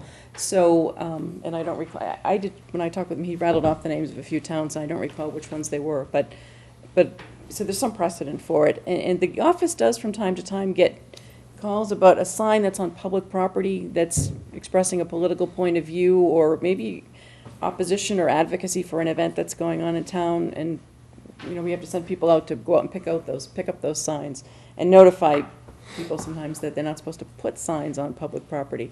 So, you know, Mr. Whiteside's comment to me was that there's been a lot of talk over the years about town meeting debating a sign bylaw, and that we just haven't had one. And his thinking was that since the fall town meeting, there's always a clamor for zoning articles, this might be the time to have an article like this submitted.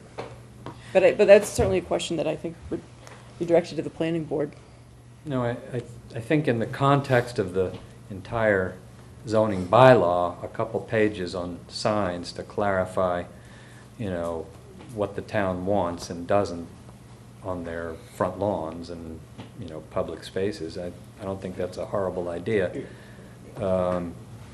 especially when I look at 8-page articles coming up for our consideration as opposed to those 2 pages. Anyway, question, comment? No, I'm good. Okay, sorry, Lee Michael. I agree with your comment that it isn't a horrible idea. I do worry about too much government as well, and I'd love to hear you ask Alex. I have to be home watching the baby on Thursday, so since Brian will be at that planning board meeting, if you could ask. He'll be here next Monday. I know, but just so that it's asked there and he has time to think about it, where this 3 feet came from, because I'm picturing the size of the election signs that almost everybody puts on their front lawns around election time, and I think that might be less than 3 square feet, or that might be more than 3 square feet, excuse me. So we're talking about reducing people to somewhat minuscule signs that will be difficult to see from a road, I think, and it feels overly restrictive. And I'd love for that to be a discussion, not just closed to this next Monday's meeting, but to come up at the planning board. And we, you know, members of our board had questions about the size dimensions that were put in by the planning board too, and so. I know the political ones are 9 square feet, with no one being yeah. larger than 4. So we're talking about a major reduction in the size of signs that I think people might be putting up.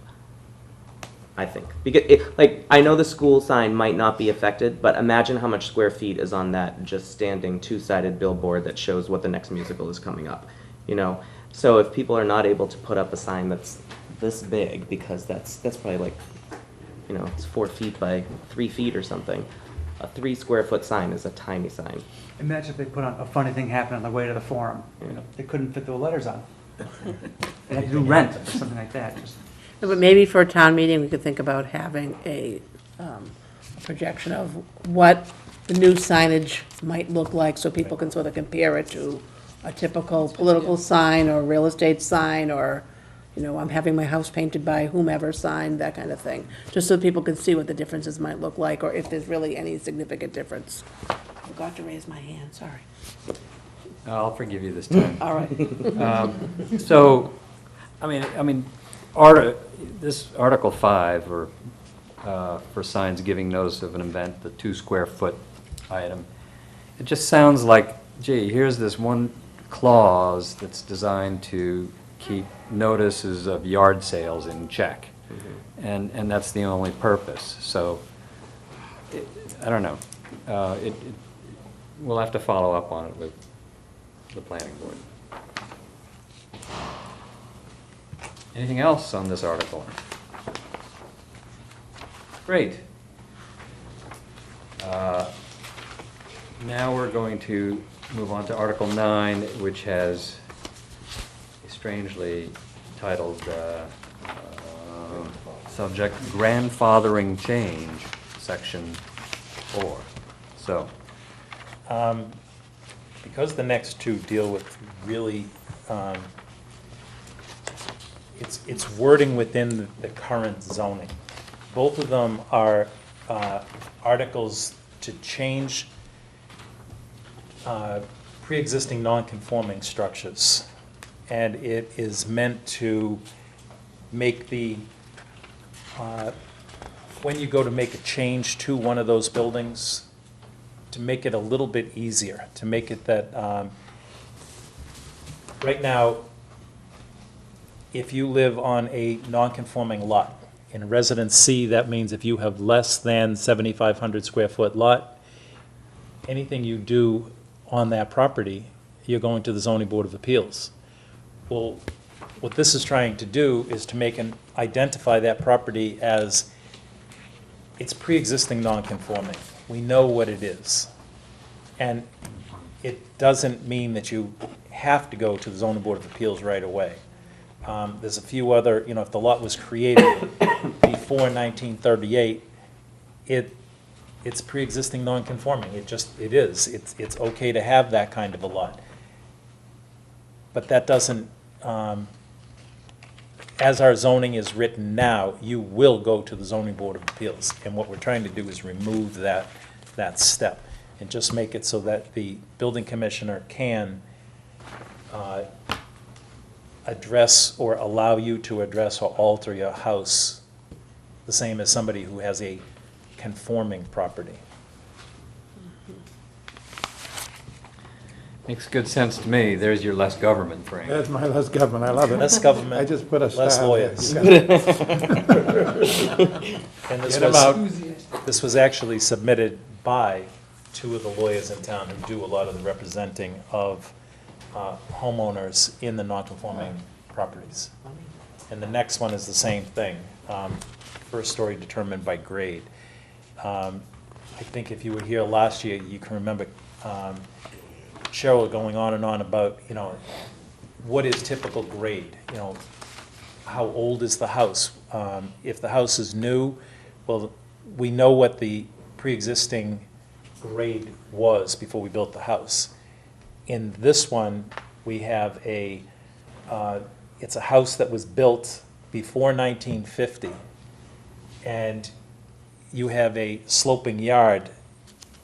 You're not going to have to call that sloping yard a story, because in this case, we have a thing that's 4 feet. If the back of your house turns out that it's 6 feet and the house is built before 1950, again, it's pre-existing non-conforming. Therefore, you don't have to go to this 4 foot halfway around the house. You're saving on engineering, you're saving on the lawyer. And it's only on houses built before 1950. You're talking about Article 10 now. Yes. Thanks, I mean, they're both doing the same thing. They're both trying to take these non-conforming houses.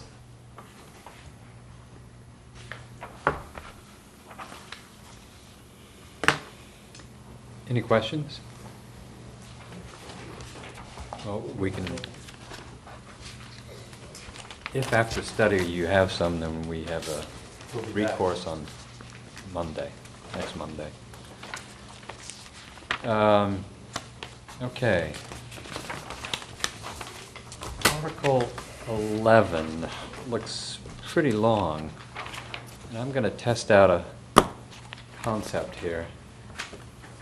I would like to call a 5-minute recess. What if I finish it in 5 minutes? Finish this in 5 minutes? You think this is the last article we're dealing with? No, no, but you can talk about this one afterwards. You have accessory structure height. That's a housekeeping article. We already did it, we already did that once before.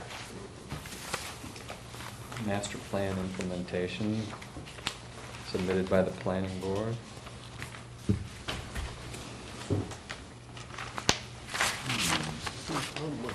So you think this one is a quickie? Planned unit townhouse development? If I talk fast, yes. Prove me right. Okay. Let's go. Planned Planned unit townhouse development. Want to give us a little bit of the history of this? Because I think we've seen this before, no?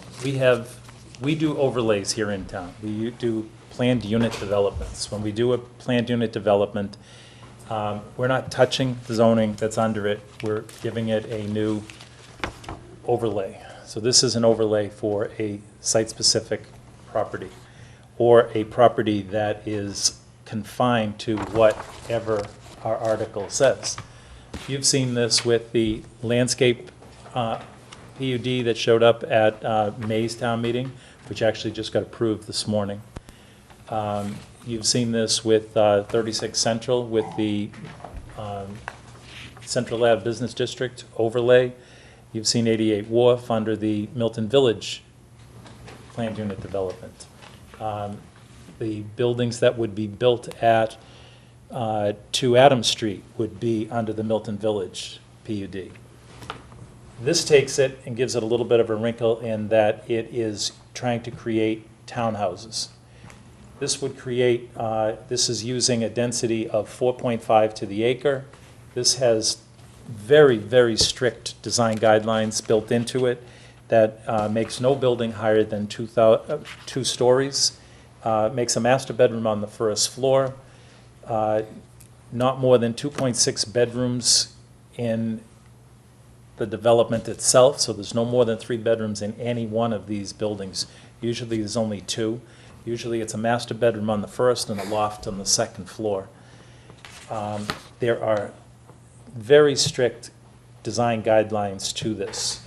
It becomes one of those things that the roof lines are all going to be different. The placement of windows, the types of windows, where the porches go, where the buildings themselves go. Sorry.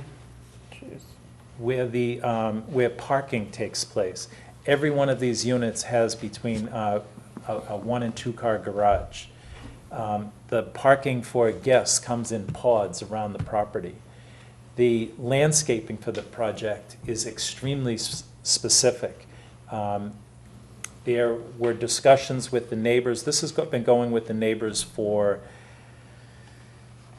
6 to 8 months. And I think if you read into the location and the siting of this particular project, it's 865 Brush Hill Road. This one is the St. Pius site. It's an 8-acre site, 36 units. The issue here is I've got a Boston housing project in the backyard. I've got Curry College in the front yard. The entrance will be on Brush Hill Road. It will be within the stone wall that's out there right now. They're not taking down the stone wall. What it would be is if you drove by and you look in, it's like looking down somebody's driveway. Then there'll be a loop inside. historic preservation component to this, that they're going to save the mansion. In here, it says that you save a 1925 building, a pre-1925 building. In this case, they'll put 2 units in that building. They'll take a wing that's on the house off and put the garage on there. There'll be 10% affordable within this.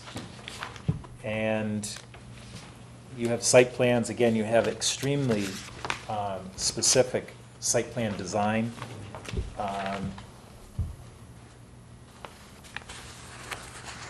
That's it. The rest is questions from you. Okay.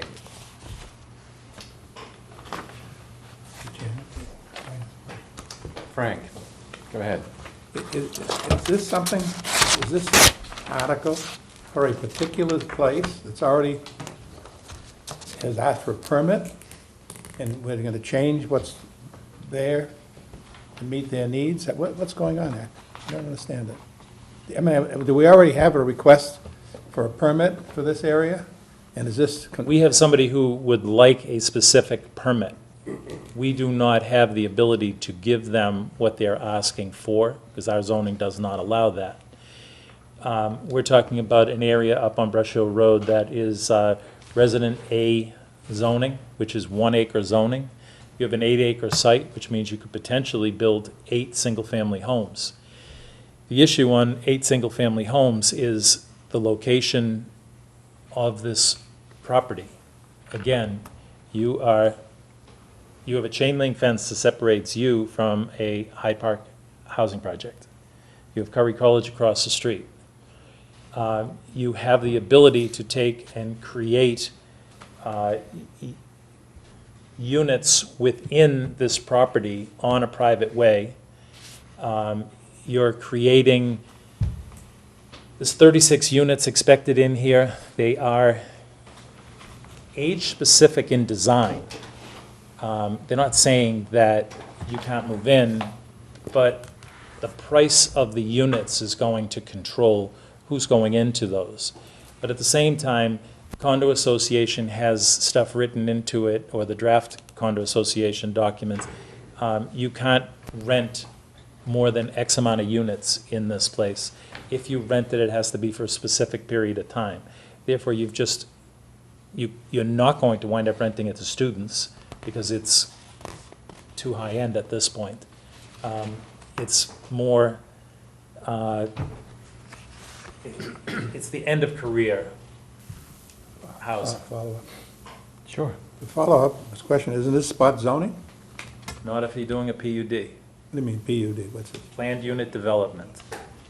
You could potentially use this, and there is, a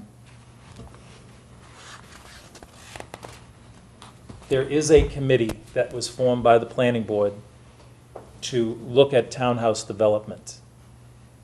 That townhouse development could not have been ready for this particular town meeting. This one, we actually have a site that is ready to go that would fit this document. The other one, to open it up and start saying, well, we want to do townhouse development every large estate. Well, now we have to go back and start looking at what the ramifications of those are. Between traffic, between utilities, between density with that particular neighborhood. But doesn't this kind of thing set us up for that? In other words, you say this is for a specific place, we're doing this because it's a PDU. But we have PUDs. And now the fellow next door It really says, doesn't, "What about because we me?" have PUDs all over town. I mean, I know I started this by saying that we just passed, at the Maytown meeting, we passed the landscape company PUD. And that was for the Thayer property. I mean, you can look all over town and you could try to find another one, but it was written pretty specific. And we know what the specifics to it No, were. there were three nurseries that were affected by that. Not just. They have the potential to be, and this one has the potential that if you could take and find another another property that could abut that, a housing project in the city of Boston, you could do this here too. Just, that was my question, whatever the answer. Hey, Michael. I feel like you are performing linguistic gymnastics to explain away how this is not spot zoning. Because, and I'm not blaming you, I know you didn't write the article, but to put in the town's general bylaws something that you know is going to affect one spot in town is on its face spot zoning. And to write into it a reference to a specific building on a specific lot that is pre-1925, how can we defend that as a town? This is spot zoning.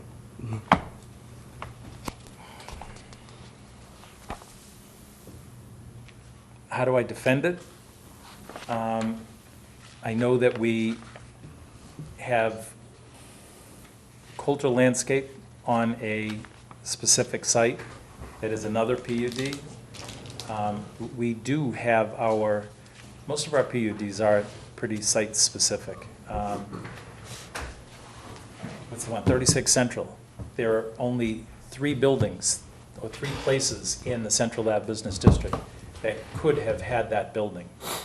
And that was Hendry's, 36 Central, or the Fallon Building. Mm-hmm. We wrote the zoning knowing that it was going down into that particular area. Right, my Knowing question that is, should we be writing bylaws for the town That's that what a only PUD affect very is. specific areas? That's why The PUDs are brownfield's allowed. one, too. The Brownfield is one too, yeah, up on Truman Highway, the old paper mill on the backside of the tracks. Mhm. That's, the underlying zoning is Residence C, so we could go and, we have a 3-acre site, which means we could fit in about 20-something single-family homes on that particular site. Town meeting voted a different type of zoning that would allow them to tear down the existing brownfield, take out the water clarification system that's out there, and build 3 apartment buildings or 3 condo buildings, whichever.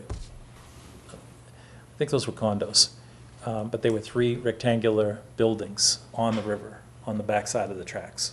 Mhm. So we know when we write these things that you're pretty constrained by your property bounds.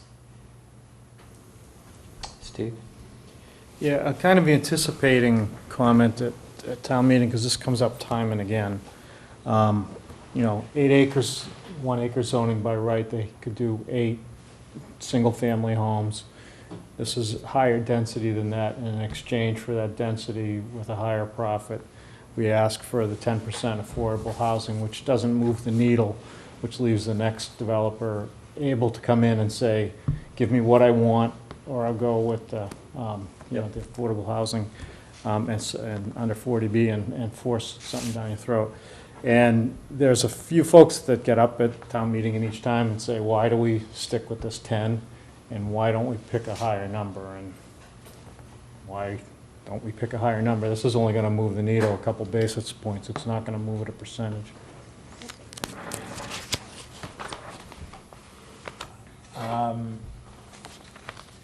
I think that's part of, in this case, this was something that was,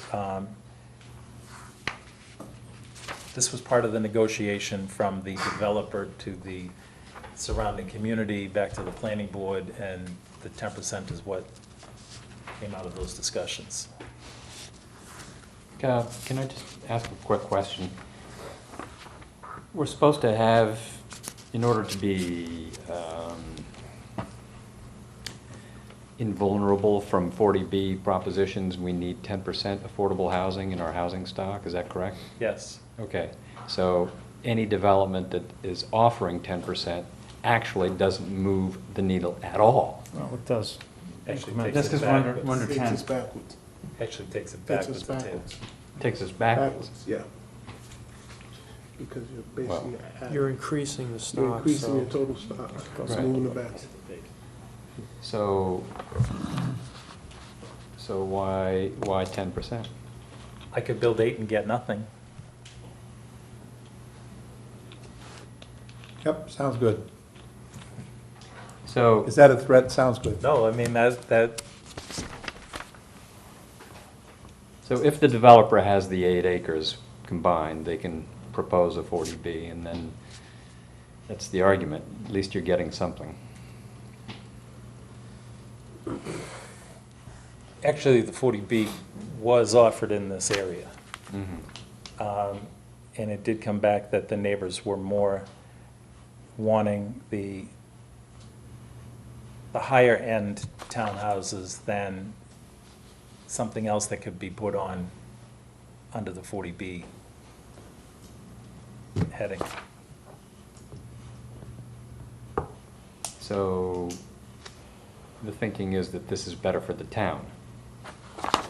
I believe that's the feeling of the people in that neighborhood. I think it's the feeling of the planning board.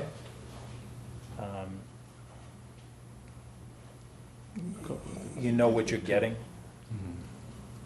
You're going to control it with the design guidelines. You're going to control it with the type of housing, style. Darnell? Just the spot zoning. With the way Milton's built out and the inability for us to really do anything, most of the stuff that we do here and most of the things that we do is a juggle around spot zoning because we really don't have any real true conforming pieces of land or swatches of land. So a lot of that's going to be done that way. And I know in looking and sitting on this board time and time again, when you look at a lot of stuff that comes out of the planning board, a lot of stuff you see is always an attempt to preserve a piece of historical landscape as a trade-off of giving somebody something, or working with somebody, building a developer, like the old, the building. This building here, the developer wanted to take it down. Take it The down, historic you know what I'm saying, they're commission- trying to, so that's, you hear it over and over and over again, they're trying to like, we're gonna try to preserve at least some type of, and it's always that, and it's just to kind of answer a little bit to what, that cry that we always say, the spot zoning. We're in a town where basically, if you can find me two pieces of land that are the same, good luck. I mean, literally. And that's why in the zoning and everything here is so screwy that we can almost find spot zoning in the majority of what's out building there. here, where they talk about the pre-1925, this particular house that's on this site, it was the developer's original intent to take the house down and just develop the site. He did meet with the Historic Commission. The Historic Commission had site walks on the property. They came back and said, no, we're going to hold you to it. We really want you to try to do something with it. They came back and said, we'll do the 9-month delay. We really want to take it down. After they went back and forth several times, the developer came back and said, we had our architects go through it. We think we can preserve it. We think it's a good idea now, and we'll put 2 units in there. And it will be part of the focal point of the interior to the project. Some of the gardens in there are pretty nice. That's so I agree with you. It's like, yeah, it's a risk and it's a problem, but the problem is a problem of being built out, age of the town, and lack of developable area. And that's part of why we run into that every time we talk about rezoning or zoning any type of new project in this town. I was concerned and mentioned the spot zoning because earlier you answered a question about the applicability of this bylaw to other places in town. And you made a comment that if you could find a piece of land that abutted a Boston housing development that, fit this description. So I think you admitted that you tried to write the article both ways. so that it would meet whatever requirement you were trying to meet. That, yes, it would apply to the whole town, and if you were able to find something that was, as it is described here in minutia, and met all of these details, that yes, it would affect that. But then you also included in the article references to a specific building on one specific site. So it feels like we're trying to be cute in saying this would affect the whole town, but really it just affects this teeny little spot in town with this specific building. And I don't feel like that is a good way to go to town meeting and say, you know, this will affect the whole town, but really just this spot. It can affect the whole town. But we know it doesn't, right? In this particular case, I don't think you're going to find another, has a lot line at least equivalent to the length of its frontage in common with a multifamily housing development containing at least 40 dwelling units. I mean, that kind of limits me. The rest of it, I probably could have gotten, I could probably find something with that. That particular one, that makes it a little more challenging. But that's what a planned unit development is. It's for a particular area. So Steve and then Mike. Yeah, I mean, going back to this, the 10%, 10% of 36 units is 3.6, which I assume they're going to have to do 4 and not Yes. 3. So, you know, to push it to 5 would be up to 13%. I dare say if we were at 10%, Hendry's would be done. The Muse wouldn't be hanging over people's heads. And yet, here we go again of just saying just the 10% is good enough. And it continues to leave a problem in place that affects different neighborhoods every couple of years. It's nonsensical. You know, until we take the step of saying, okay, we got to get more than 10% when we're giving away something of value, we're going to continue to get these, and that, you know, I just don't get that. Good point. Michael? I had the same point. It looks like the arithmetic, you're getting over 10% because you can't sell 0.6 of a unit to somebody. And so, we're all trying to get towards, you know, a place where we're not having the sort of Damocles hanging over our head with this 40B stuff. And I understand, this one does round up, and it specifically says in here, you will round up. So it's 11.1%. So I guess my concern, and perhaps some other folks' concerns, is that when we get something like this to town meeting, we've seen where efforts like this have failed, even though they might be the best solution for the town. They failed because someone objects to the lack of affordable housing units within the agreement. And depending on a few other revealed flaws or opinions about this article, it could go either way at town meeting. So it just, I think you're right, if we could ever get more than, somebody's going to offer an amendment to change the 10%, okay, you know that. And then you're going to have to get up there and say, the developer says if it changes from 10%, the project isn't viable, and then somebody else is going to get up and say, well, so do we care? Okay, so I guess, do we care? Seeing that the public hearing on this will be September 25th, we'll make that same comment known to the developer and his attorney, and we'll see what happens with it. Okay, may I get off subject a little bit here? So the public hearing on some of these things hasn't happened yet. Correct. Okay, and on this Thursday, you're having more meetings with the planning board about many of these articles. Yes. So when we end up talking to Alex on Monday, things may have changed from what we're looking at now, or what we're thinking about now. Not on Not this on the article, PUD. but perhaps others. No, I don't, the only one that I can see that maybe would change would be the, yeah, bigger signs for Mike, allowing his Christmas sign. Okay. Check and see if there's any other unintended consequences that he can think of in there. Okay, I'm just recalling last fall, we had a few that weren't quite fully baked and ready for prime time, so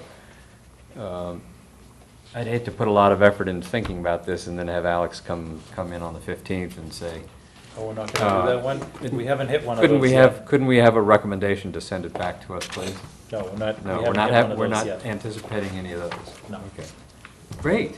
That is, Ted, could I offer just one point on some of Sure. these comments? You know, I can't speak to this article because it's a planning board article, but the comments, you know, that you both have made about the 10% and inclusionary zoning and other topics, that's all something that we in the planning board are talking about in the context of the housing production plan. And I believe is even coming out of the master plan process, a question of should 10% be our target or should it just be meeting the local needs of the community, which might be a lower threshold, because admittedly, even our consultant last week said 10% is going to be very, very hard for us to get to in order to be able to meet the requirement at which in a 40B wouldn't not necessarily have to be, would not necessarily go through. But, so, and I'm not on the master plan committee, but I've heard that discussion is being had at that committee. So a lot of these topics are getting raised elsewhere in another context. And, you know, we take your point, and I'll make sure we bring that comment to the topic of the HPP. I think that the issue is we need 496 units of affordable housing. How do you get that in order to get to your 10%? Can you really attain that? You have some towns like Concord, who actually took a Muse project, Concord Muse. They put 350 units in. Their original proposal was 3, and the town came back and said, we don't like it, but if you make it 350, we'll do it. And they did the 350 because they're at 10%, and it stopped the rest of the 40Bs that were coming. We're not taking any 300-unit development just so we can reach 10%. That's not going to happen. So when we start looking at how do we get 500 units, you know, that's an awful lot every single year. Last year we did 7. So for us to think that we're going to do 50, it just isn't going to happen. How many, excuse me, sorry to speak out of turn. How many affordable units do we have in town now? What percentage is it now? We're like 4.5%. 4.5. And that's about, how many units? We're due to go to 5%, I believe, next week or the week Oh, after. pretty soon. Yeah. And Brian Joyce tells me that he's getting approval of 28 or 29 from Fuller Village. There's some additional Fuller Village units Right, that we're and that's why I'm saying we're requesting. going from to 5%. So how many more do you need? 500. You need 500 more? Yep. Okay. And that's why the It's like master plan committee 490 is raising something. that question. Okay, Is that- 10% really doable? But I'm not sure I'd like to give up on it. I mean, No, it's no, not but doable, you, but, you know. you pick away at it, like we did 7 last year, so yes, you know, you keep picking. But it's reasonable, people here are saying, instead of 10%, make it 20%. This, at least they'll add something Well, to our, That turns into a whole different issue. If you decide you want to go to 20%, and you're now talking about potentially going to 40R. That's a whole new story. You're not going to get a developer to say, you know, I don't know that you're going to get the neighbors to say, yeah, let's go with 20%. I threw that number out. I know you did, but there's a 25, a 20, the 25 is a 40B, 20% is a 40R, and if town meeting will identify areas for smart growth zoning, we could do a 40R. And if we do a 40R, well, then there's some money on the table from the state for the individual permits. You also, you control your own fate a little bit better, but you have to be able to identify where those sites are going to be. you're going to have to go back to town meeting and identify and say, okay, this particular area, we want to rezone it for smart growth zoning, which will allow 20% here. Isn't that what a housing production plan is all about? Not identifying 20% areas, but trying to place where some of this affordable housing will go.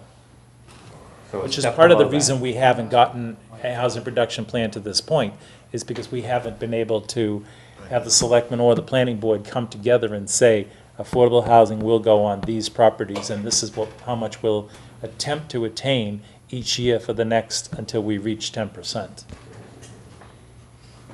So that's beyond the scope of this article, but there Yes. are efforts being made right now to address some of these issues. Good job, Bill. Thank you. Do we have any other questions for the moment before we study this up and grill Alex on next Monday? That was more than 5 minutes. Yeah. I finished mine in 5 minutes. Right. Okay. Thanks for bearing with us here. Article 12, accessory structure height, section 6. I think it's 3 years ago, this article went through town meeting, and somehow or another, it did not get filed correctly, so this is a housekeeping. It went through town meeting, but we didn't get the paperwork into the Attorney General in the appropriate amount of time, so it's just fixing what we had before. Okay. For the benefit of those who are writing commentary on this for the warrant, what year was that this got missed? 2012, I'll give it to you. Okay. I'll give you what we did then. So this was already passed by town meeting once. Do we have anything else like that? It's a great Algebra 2 problem. Do the percentages and how many, it's a great math problem for kids. You gotta spell this out for me. What are you doing? Might be a good math problem for adults too, you know. I mean, give us some idea. I'm sorry again, but we're talking about not greater than 21 feet in height above the average grade of the building footprint shall erect or maintain within 30 feet of the rear lot, provided no building, my God, 30% of the mean depth of the lot. This basically goes in and makes a, if you have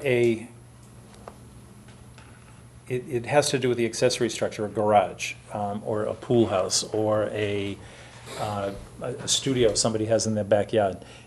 As long as it's 30 feet from the back line, 30 feet from the sidelines, Okay. it's one story. What we have is a lot of people will build this thing, they'll put in, something that's over this height. They'll put in a cathedral ceiling, and then in a couple of years, that became the apartment. And what we're trying to do is prevent the idea of apartments being built in these kind of buildings. Okay, thank you. If you keep it low down, you can go to the 10 feet of the lot Yes. line, pretty much. Yes. But if you want to build it up high, then you got to move it away from the lot line. It makes some sense, actually. And, I didn't read it. right, so, Going into it. okay. And this next one is establishment of a master plan implementation committee. And this is submitted by the planning board and the board of selectmen. And The master plan committee was meeting at the same time you started. The master plan will be going to the planning board to get accepted. The developer will be there Thursday night to go over the presentation. This is where we are so far. This is to show the draft of what the plan is. I think there's 1 or 2 more public sessions for the master plan, at which point the planning board will vote to accept it. A presentation of the master plan will be given at town meeting, And the follow-up to that would be the establishment of a master plan implementation committee. There are recommendations within the master plan itself, and this is to have a group of people come and review the plan, make sure that, things are moving in that direction. Are things being done in an appropriate period of time? The intent is that, we've spent a significant amount of money, and that a lot of people in town have spent a lot of time working on the master plan. We don't want it to get issued and then just sit on a shelf and nobody ever looks back at it, that's really the goal. The implementation committee would make it a living document, so to speak. You could almost analogize it to the DOR report we had about a year ago.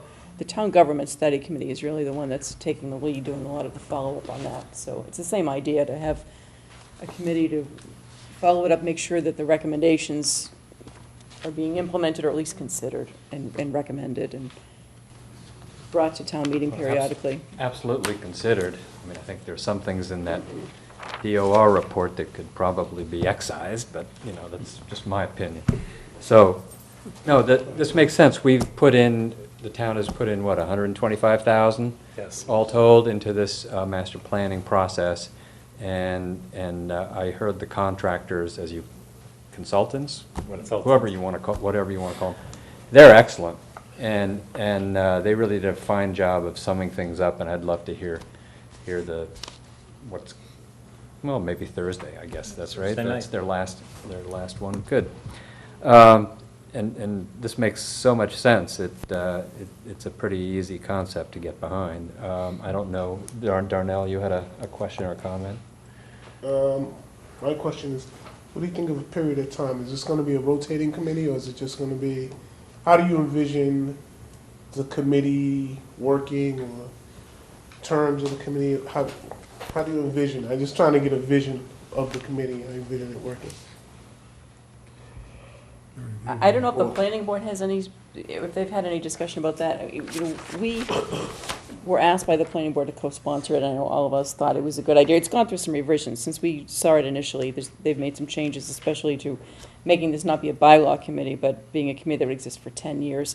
So I don't think, at least on our board, a lot of thought hasn't given to what this spells out. There will be one member of the planning board, one member of the board of selectmen, and then 3 other members. Obviously, as people step on and off boards, that might dictate some changes, but I don't think we've gotten far enough along, at least at the selectmen, to consider, membership or how often it might rotate beyond what's specified right in the article itself. Right. It says it'll last for 10 years. That the makeup will change annually. The committee will exist for 8 years from the date of the establishment of the vote. And it can be extended beyond that if we want to. I'm guessing that at the end of 10 years, you're probably ready for an update to the plan itself. Because you have this committee in place, they should be looking at the recommendations. They will know if the recommendations need to be, they need to be changed, they need to be, what help do they need? And I guess for clarification on my question, I see, I know who's who we expect to be on the committee, but my thing was more of, what was your vision of how you expect them to approach the activities needed? To chunk pieces of the master plan and go after that individual pieces to get something. I just want to see something really come out of this, because I think it's important to show, put meat onto these bones of this master plan, and like you say, not have it sit on the shelf. And even if we can do certain things are very long term, but even if we can grab some of the low hanging fruit quickly, you know what I'm saying? I think that's you know what I'm saying. Something I think that's the people you appoint. Yeah, but I'm saying, go back and look at the people that you appoint. You've got a selectman, you've got planning board, and you're looking for expertise in architecture, economic development, real estate. You're looking for expertise that is being addressed in here, and the 5 people, it's not so big that you have a hard time scheduling a meeting. Meaning, and it's, It should be 5 people that, they can get together and just like, as you say, the low-hanging fruit. Well, we know we can do these, and it's just to write that report annually of, what things did we get done. Have the They come influence back to and push say, it through the next and- committee could be looking at this part of it. Well, what I really like about it, Darnell, is that there's a requirement for an annual report to town meeting. Right. And that's, you I can't think ask that's for better important. than that. Yeah, no, that's the So- thing. I think that's, personally, I think that is very important to have that annual report. But I think in that report, we come and say, this is what we've got done. And I think that's the most important statement that you can give at an annual town meeting. And this is what our plans are for the next stage and implementing our next stage and report. Because I think we spent $125,000 we spent or whatever on this.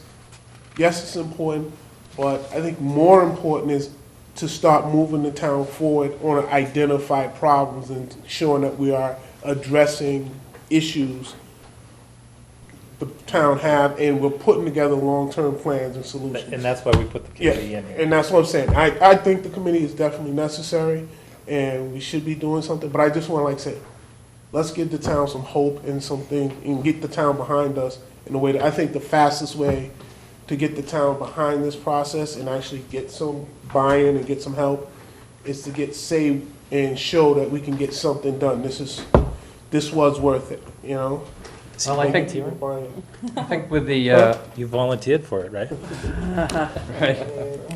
I think where this article specifies under A, B, and C that, A, implementation steps accomplished within the past year, you have to report on that.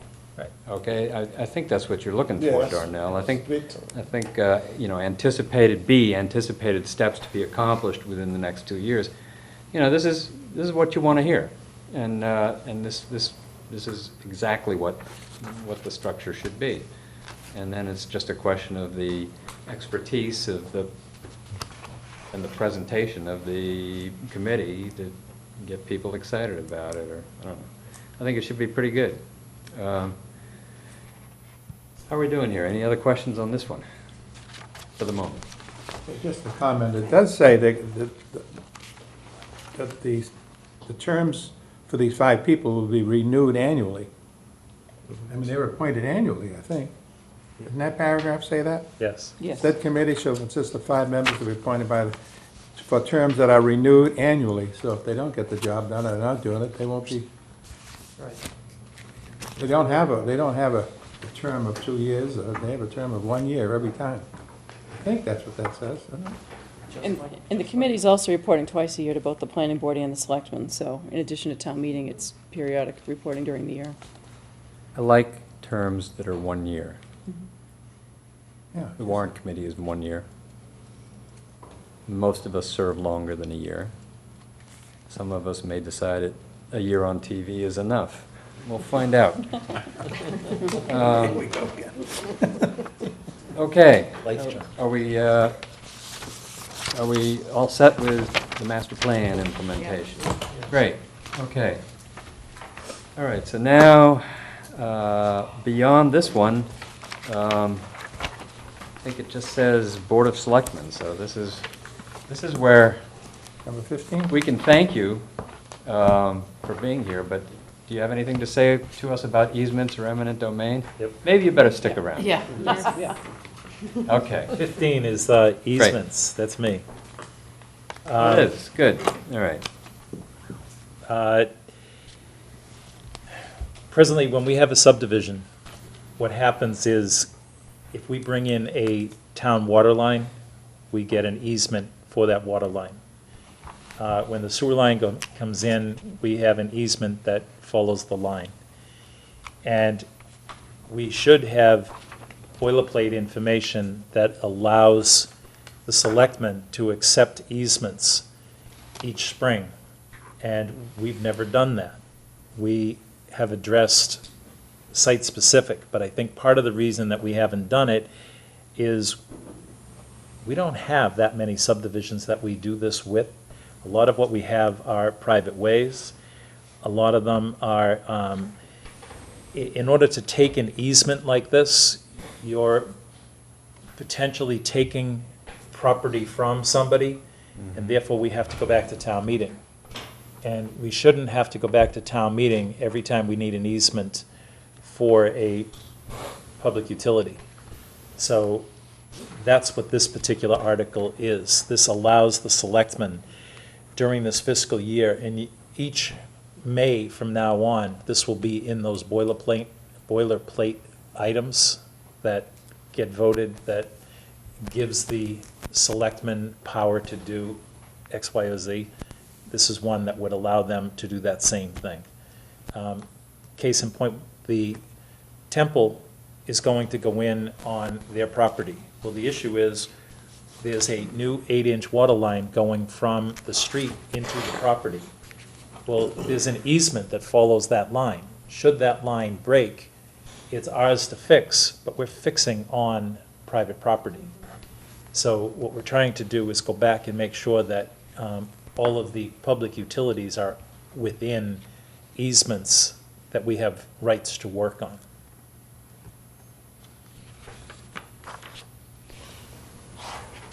So, help me out here. All right, first of all, you say there's a section in the regular warrant that authorizes the Board of Selectmen to do a whole range of things. I wasn't aware of that. No, each item would, I think Bill is explaining that, like the revolving funds that Right. appear in the warrant every year, Revolving funds. like the budget articles that are, the article language itself, the recommendation, the recommended amount is different every year, but the language itself is usually the same. I think that's what he's referring to as Right. boilerplate, like 53. recurring 53G, articles. Right. So this would be a articles. recurring article? Yes. So that as things came up now? Yes. So, okay, grand. So, if we have the easement already, we're all set, right? If there's an issue with a public line? Yes. Or drain? If we have an easement, yes. Are there things like public lines public lines for anything for which we do not have easements? Yep. So what happens if there's a problem? Many times we'll just fix them, but the issue is, Hope for the best. yes, and we're correcting one of our previous faults.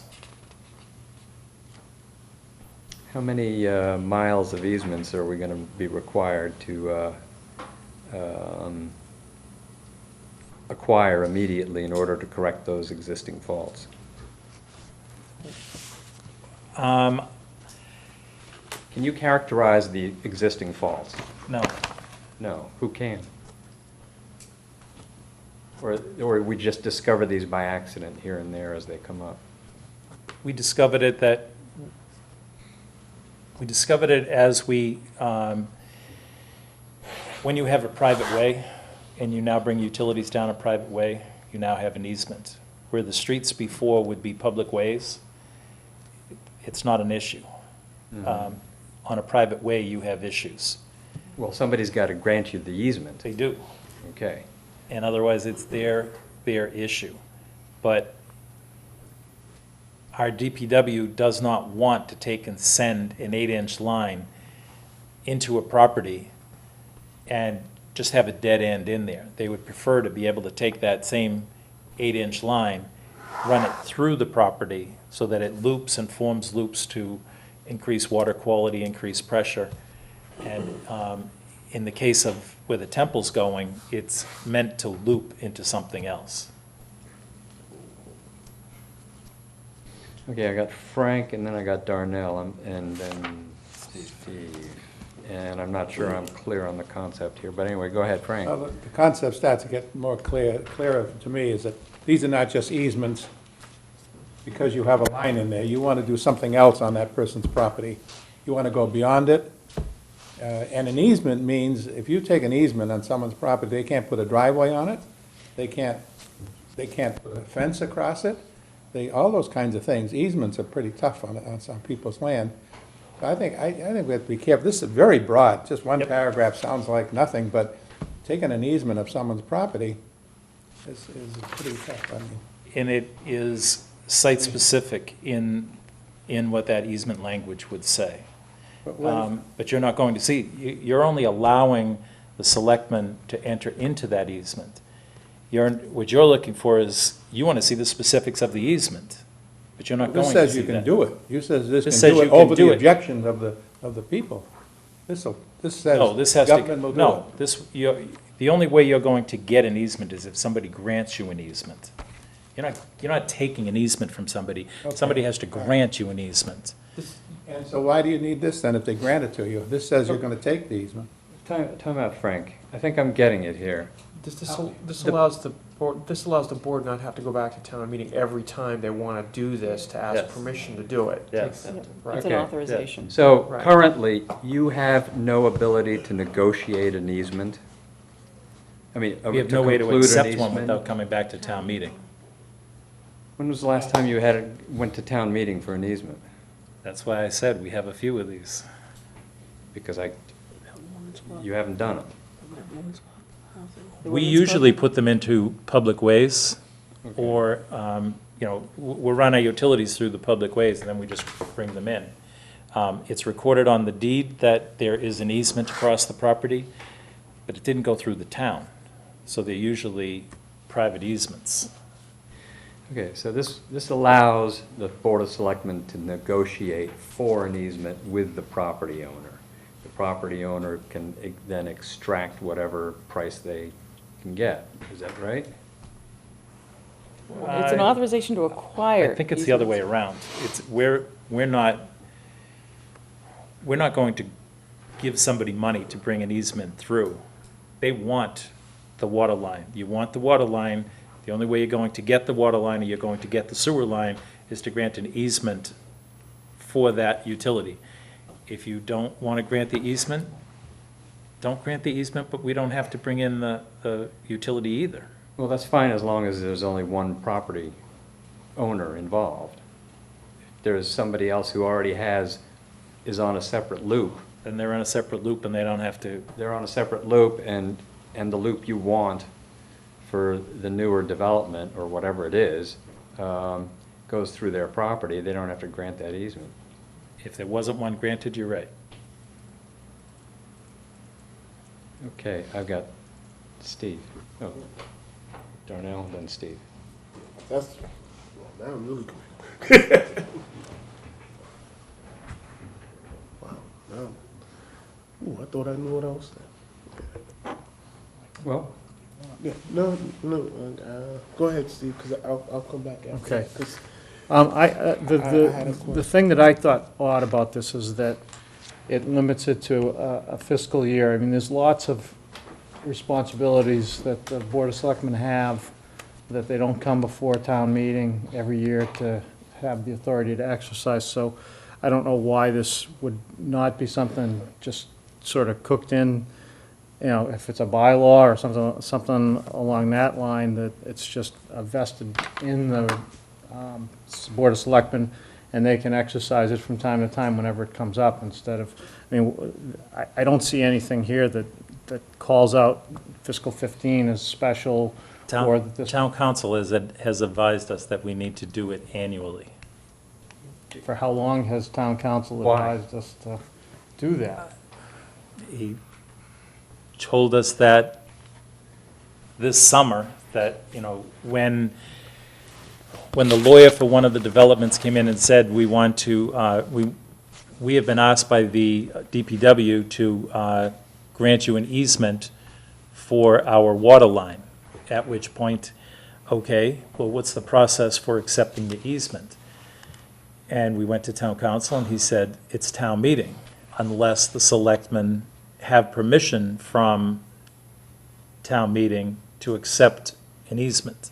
Right. But I don't hear a terminus to that. Why do they have to keep going back to town, town meeting says here it is for you. I don't get that. He told me that I had to have it so that we had to come in yearly and update All right, well, we can do some follow-up on that with town council. Okay, I got Lee, Michael, and Frank, and then me. So, Lee, Michael?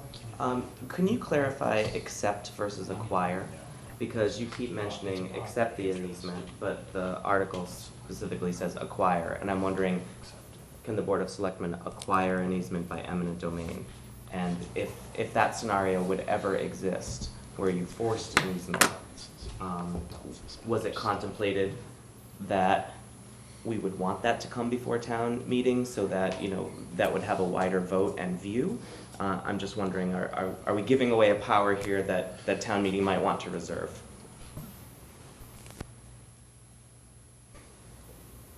Accept versus acquire. Wait, the language is acquire, I mean, Bill, were you using them interchangeably, or? No, was there a if I said attain, it's acquire. I Yeah, guess right. I look at it as being the same Accept, thing. acquire. Accept, you said you used the word accept. Oh, Finagle. acquire. I think I said accept because it was offered.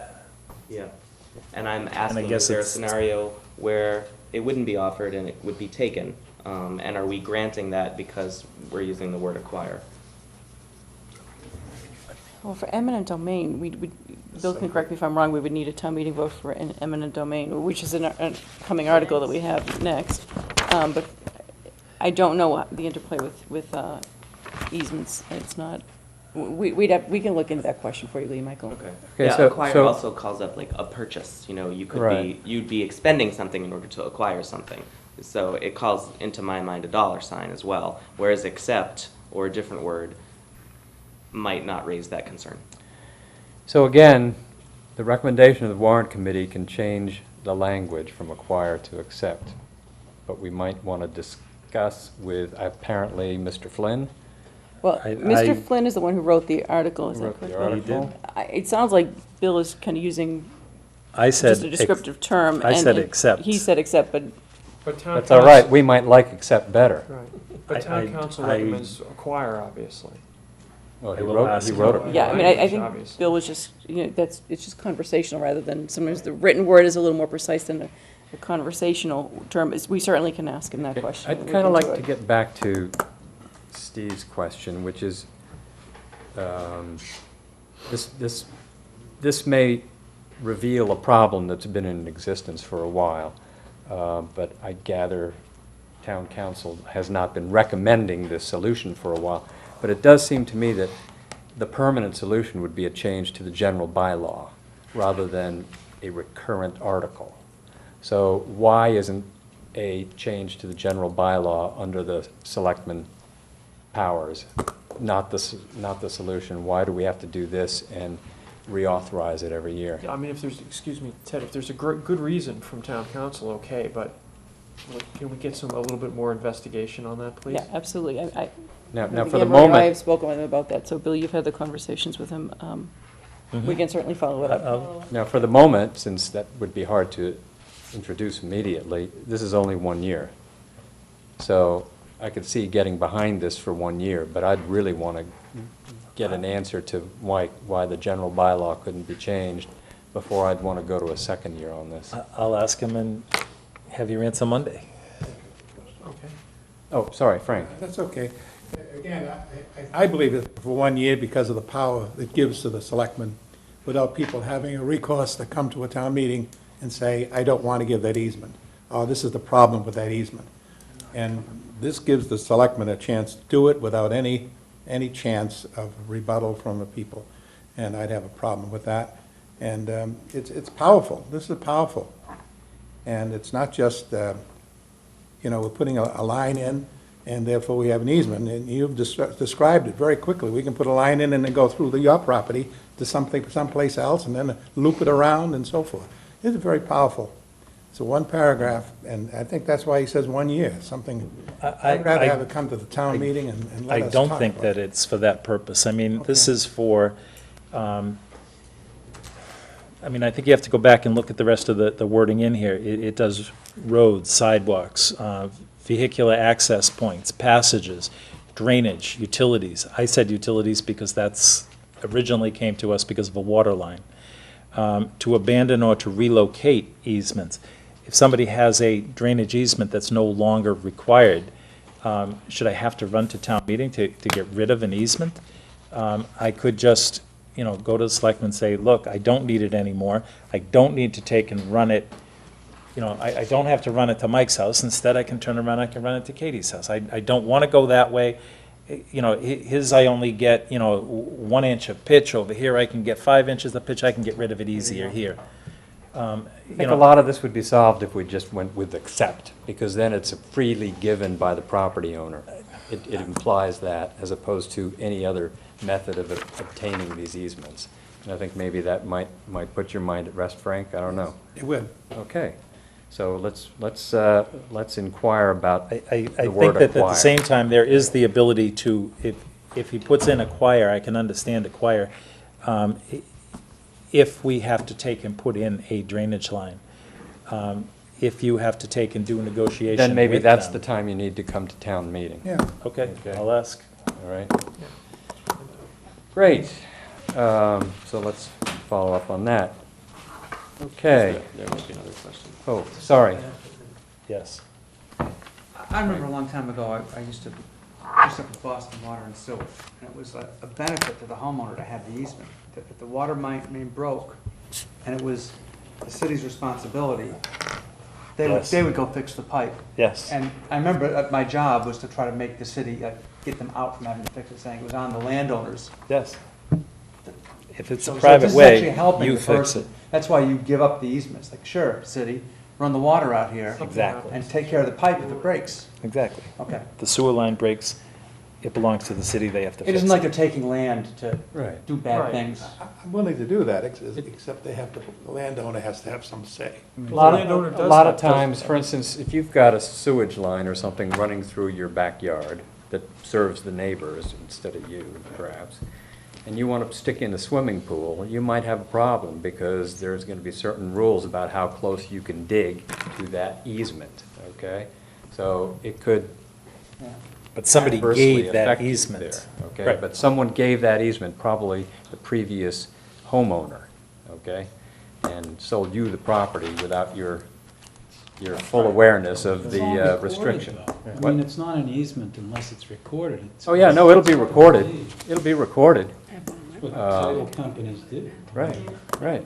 And you just have to check out the easement very carefully to see if there's room for your swimming pool before you buy the backyard. Right, I mean, Sorry, that's you just ended the discussion. You're right, you're right. You're good. It should be right there. One more. Yeah, I knew about that. Any other questions about easements before we move on? Okay, grand. Article 16 was submitted by the Board of Selectmen on paper, but this is my idea. And it was well worded by Anne Marie, thank you very much. I think I wasn't really, we talked about this one before. This is basically to establish a special purpose fund that would act as a short-term savings bank account for the town, because we have no other similar mechanism where we could park money on a short-term basis without drawing comment from bonding authorities or whatever. I mean, we'll still draw comment from them, but we're putting it in a specific place with the intention of pulling it out in the near term and perhaps not replacing it. So it's, anyway, there are a number of other towns that have this, and it's a tool that I think we ought to make available to ourselves so that we're not looking for the the right screwdriver when we need it. So anyway, that's, any questions on that one? Put $1 in it? Sure. You know, but, well, I think the selectmen have to accept donations. So. We'll all donate. Anyway, Article 17, okay, here we go. Do we need a break before this one? I don't think so. I think it Great. should be fairly short. Eminent domain, You said that eminent an hour domain. ago. Sounds easy. Well, there's a limited amount that we can say about this one, because, obviously it relates to the Henry's Building, which we've been having a lot of discussion in executive session about. But what we can tell you about this one is it's a request for the board to acquire we added language by gift or by taking by eminent domain. We're really talking about eminent domain, really, at this point, of approximately 1,200 square foot parcel that's located between the property at 131 Elliott Street, which is owned by Carrick Realty, and 0 Central Avenue, which is owned by the town. So the Henry's Building sits on top of all 3 parcels, and there's a collapse primarily at this unknown owner parcel. So at one of our meetings a few weeks ago, an associate of town council, attorney Brandon Moss, mentioned that at one time we thought that a title search had been done, and there was a belief at one point that CSX Transportation might own this parcel, but the present information is that they do not own it, and that it's an owner-unknown parcel, that just title has not been cleared to this parcel for a very long time. So we're looking to acquire it on behalf of the town and to combine it with the town-owned 7,000 square foot parcel. Whatever we ultimately might do with this, is subject to a lot of different things playing out. But in any event, we think that the town should acquire it and combine it with our parcel, again, for whatever outcome we might have. Because it really, the fact that it's unknown and the title's not clear impacts the ability really to do anything at that site. So about a week ago, we had it's called a Chapter 139 proceeding, where we had a hearing. We had to post notice on the building because the owner's unknown. We had advertised in the newspaper, and ultimately we made a finding and issued an order that there's a dangerous condition on the property, which is the building, which is collapsed.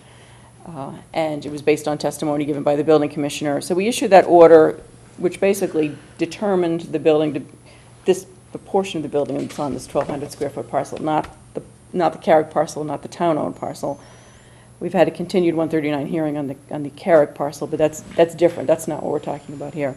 So we issued an order that there's a dangerous condition on the 1,200 square foot parcel, and that it should be removed.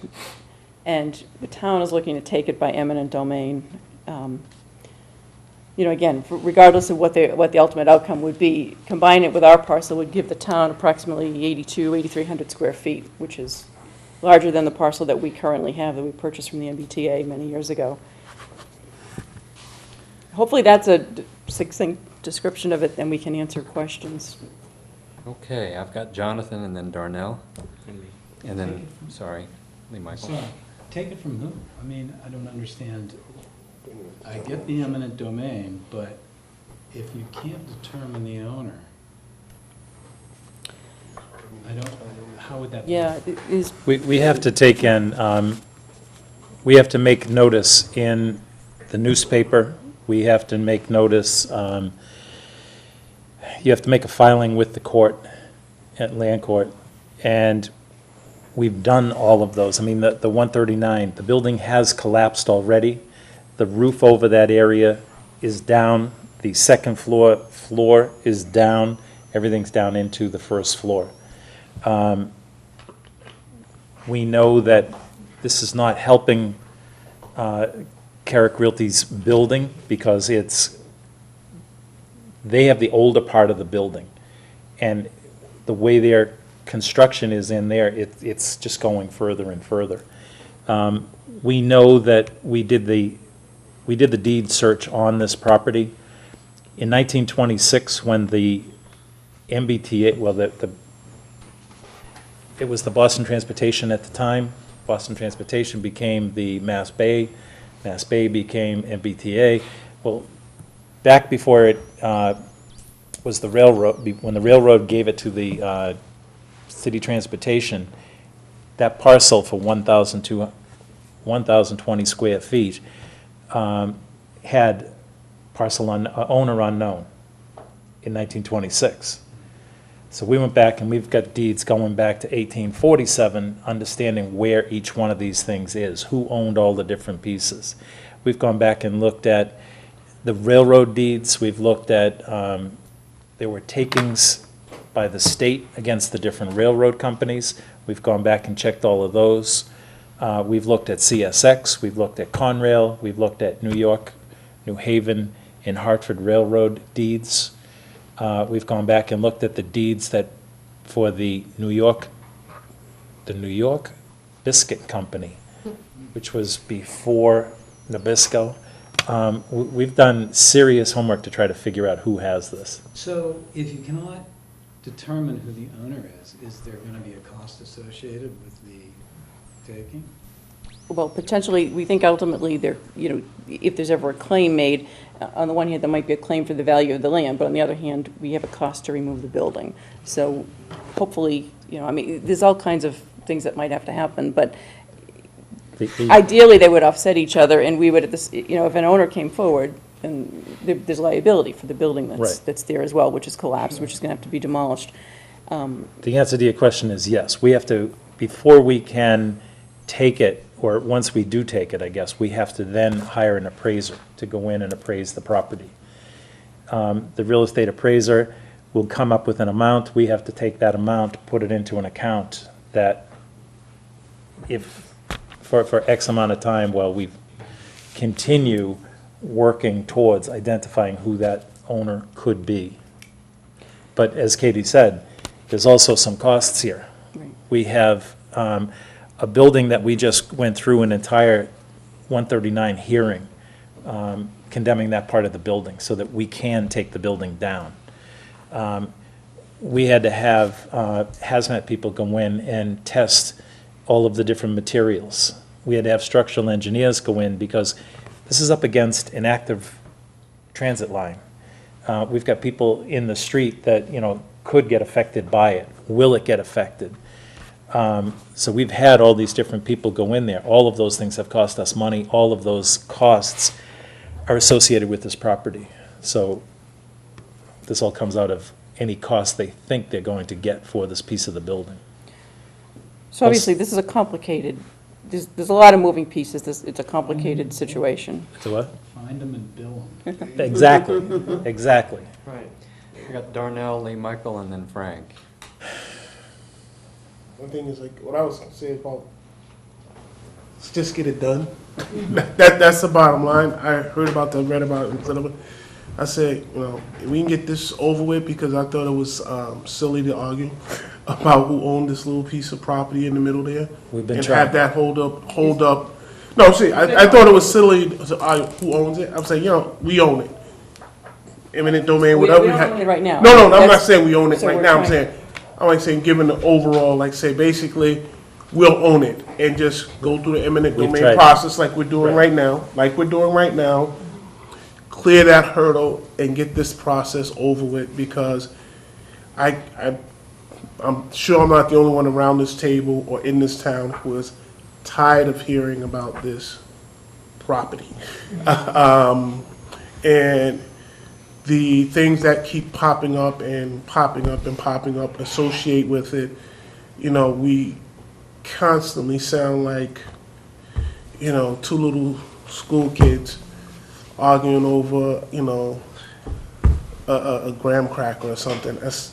I'm telling you, I'm literally, and we know it's a lot more complicated than that, but the way it's portrayed, the way things sound, and the arguments that do arrive out of this thing, that's the way it sounds or comes out and being presented. But I just so want this, if we can get this thing over with and on to other things. It'll be appreciated. That'd be nice. Do you want to respond to that, or should we move on to Lee Michael? I would agree with Darnell. It would be nice. I agree. Yeah. Lee Michael. The article references a sum of money that the town will vote.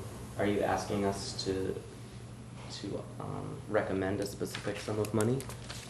We don't know what that amount of money will be at this time. Yeah.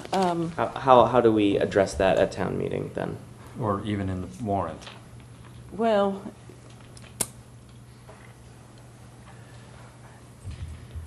My guess is, Well- if you don't mind, oh, I'm sorry. Well, obviously, you've got a little time before you go to the printer. I think we probably should get back to you on that, Okay. because, I presume you're talking about the amount that has to be put in escrow Yeah. after the land judge What's says the you need to, appraisal? you can have Right, it, so- but you, okay. there are some additional So- things we We're, need to do here. we're not going to know what that amount is. We need permission to be able to, So I was That's going really to the big thing with the suggest that authorization. we should have a zero appropriation here, and that's something that you might be able to come to the reserve fund for. Because you've already told me that you're against whatever that value is. You have a huge array of costs you can net against it. yes. And do you have an idea of what the sum of those costs is? The sum Some is. is, thank you. The Yeah. sum is That's now, going to depend on some of- because that would certainly, if you already have put in $175,000 in costs, then. I don't think we can speak to What that if right that now. high? That really, more information would be needed for that. Don't There's- know. There's some different factors here. So the main thing that we're looking for is the authorization to take it by eminent domain. Why don't we get back to you on the issue about the appropriation? Okay, but we will need to do something about that clause. Yes. Okay. Thank you, Lee Michael. Frank, you're next, and then Just a quick Steve. thing. I'm not sure about eminent domain. Who do you take it from, if you don't know who it's from? If they haven't been paying taxes on it, doesn't the town acquire property when there's a default on taxes? They haven't been paying taxes for how many, since 1926? Yeah, I think the problem is that this only got discovered very recently, that this parcel was not You can only go accounted back so for. far. So, there's a period of, So you can't do it through taxes, well, the taxes haven't been billed on this previously. never billed. Thank you. Steve? Yeah, there's been the RFR out, 250,000 for demolition. Is that just for the town's piece, or is that for the town's piece plus this additional 1,000 square feet? The bid included both parcels. So that we don't have to worry that there'll be a bigger share on the town? It was Correct. sort of assumed that the town owned it already, maybe? No, we knew that we No. would We have knew to that take we it had down. Yeah. We did get special legislation during the summer that you probably all heard about or read about, that would have allowed us to take this from CSX, but at the time the legislation was submitted, CSX was designated in the legislation, and that's who we believed at the time owned the property. So, so this article is submitted because the legislation won't cover this piece of it, because it's owner unknown. Oh, that's a pity. Okay. So we had a solution for this through the state If legislature? the facts were different, yes. Okay. But that was predicated on it But the having legislation. belonged to CSX. Yeah, the legislation that accomplishes a lot of other things. It allows us to transfer the property contingent on a mixed-use development being built. So, once we take it, the legislation would then kick in and allow us to transfer it if we were to go that route. Well, What that's a documents whole let other us- batch of questions, too. What documents led us to think that it was CSX when it wasn't? Well, I think as Bill indicated, Our there's been a title search. lot of title search and a lot of title work done on this, and lots of discussions with, town councils had with a lot of different But we people, did so. title We- search before that led us to believe. We've been it doing was this for CSX. over a year It's been ongoing. with CSX. And CSX, for a year, thought they owned the property. So they've been negotiating with town council. They called us in July, end of July, and said, oh, we don't own it. Yep, so in other words, that was the belief, but that's not the case currently. Maybe they just didn't want to own it. Yeah, they found out that they were right. A lot of liabilities I don't attached think to that wasn't the piece case. of And all of a property. sudden, oh no, we don't own it. So they could prove that they didn't own it? after No, all? and we shouldn't get into speculation here. A lot of this Probably not, is but- really kind of beyond what this article is really all about. This is about us trying to move forward. The fact that this unknown owner parcel exists is a barrier to really getting anything done here, Well, so. As I said before, when we were talking about anything else involving Hendry's, if there's anything else we can do to move this process along, please let us know. A yes recommendation on this would help us. We need to know what the numbers are, and that's great. And we might have to re-interview Bill to get some of that detail about the New York biscuits, stuff like that. Anyway, any other questions on this article? Anne Marie, Katie, Bill? Are we skipping 18 and 19? 18 and 19 are, oh, Those are the ones that, 18 and 19. We don't have it on the. We don't have it on our the printout. ones that we've submitted and, Okay, 18 and 19 were submitted just recently. yes. The selectmen opened and closed the warrant in order to accommodate this, and I believe that we could accept a brief statement about this from Katie, but I think we're probably going to go to print with no recommendation at this Yes. time on these, because there are a lot of questions left about them. And if I can save you some time, Katie told me just a couple days ago, it seems, that there's a lot of due diligence left to be done by the Board of Selectmen, the Park Commissioners, the Planning Board Chair, and the Planning Director, so, and Town Council. So a lot of people need to do some work on these questions before they can even talk to us about the scope and the issues involved. So these are out there. We will probably take them up after the warrant has gone to print, because I don't believe any of those answers will be ready for us to consider before then. So, Yes, and they both relate to the Swift Hat building, and they're under review by the park commissioners. It's possible the articles themselves, the language might change. John Flynn did a preliminary draft for us, but as they get reviewed, the language of the article itself is not yet final. okay, and just if you haven't read the paper, the Swift Hat building is the oldest known construction of its variety in Massachusetts, is that right? Commercial construction? I think it's Why do we care? Why don't Well, you it's the tell me? oldest Why do we commercial care? building in town.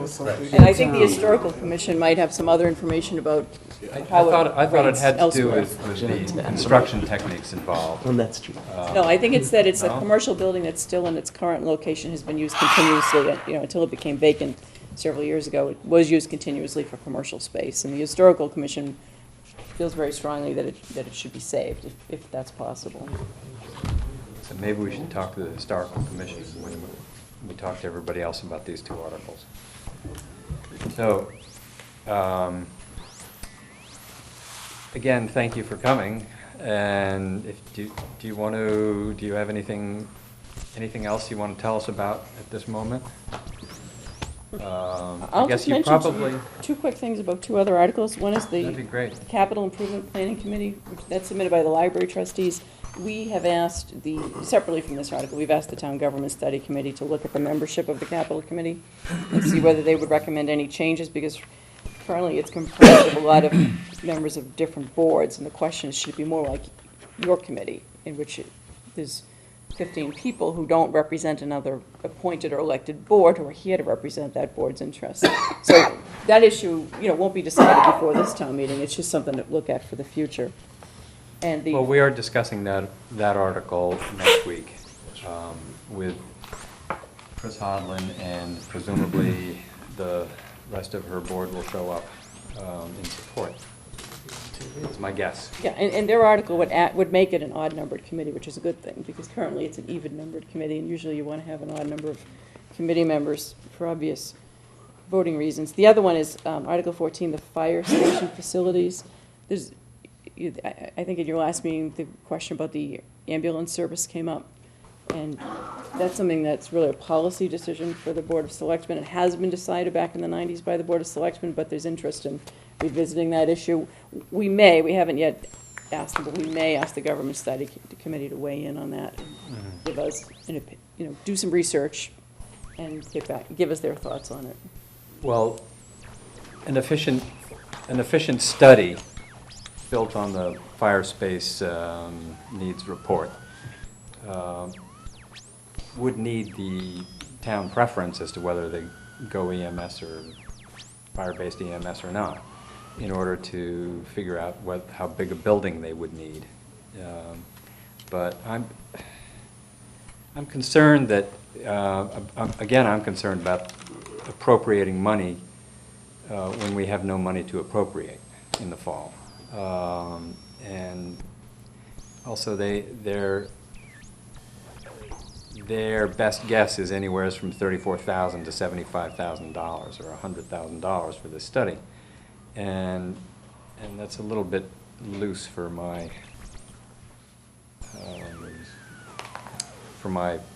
happiness right now. So it's a tough one because they really do need to get some roofs repaired, and so we've suggested to them that they work with Consolidated Facilities, but it's okay if we can. If you have any news about releasing that $250,000 in the reserve fund, I'm sure you'll tell us. You'll be the first to know, Ted. Okay. That'd be great. Thank you very much. Thank you. Thank you. Thanks, everyone. Good night. Good night. Good night, folks. So,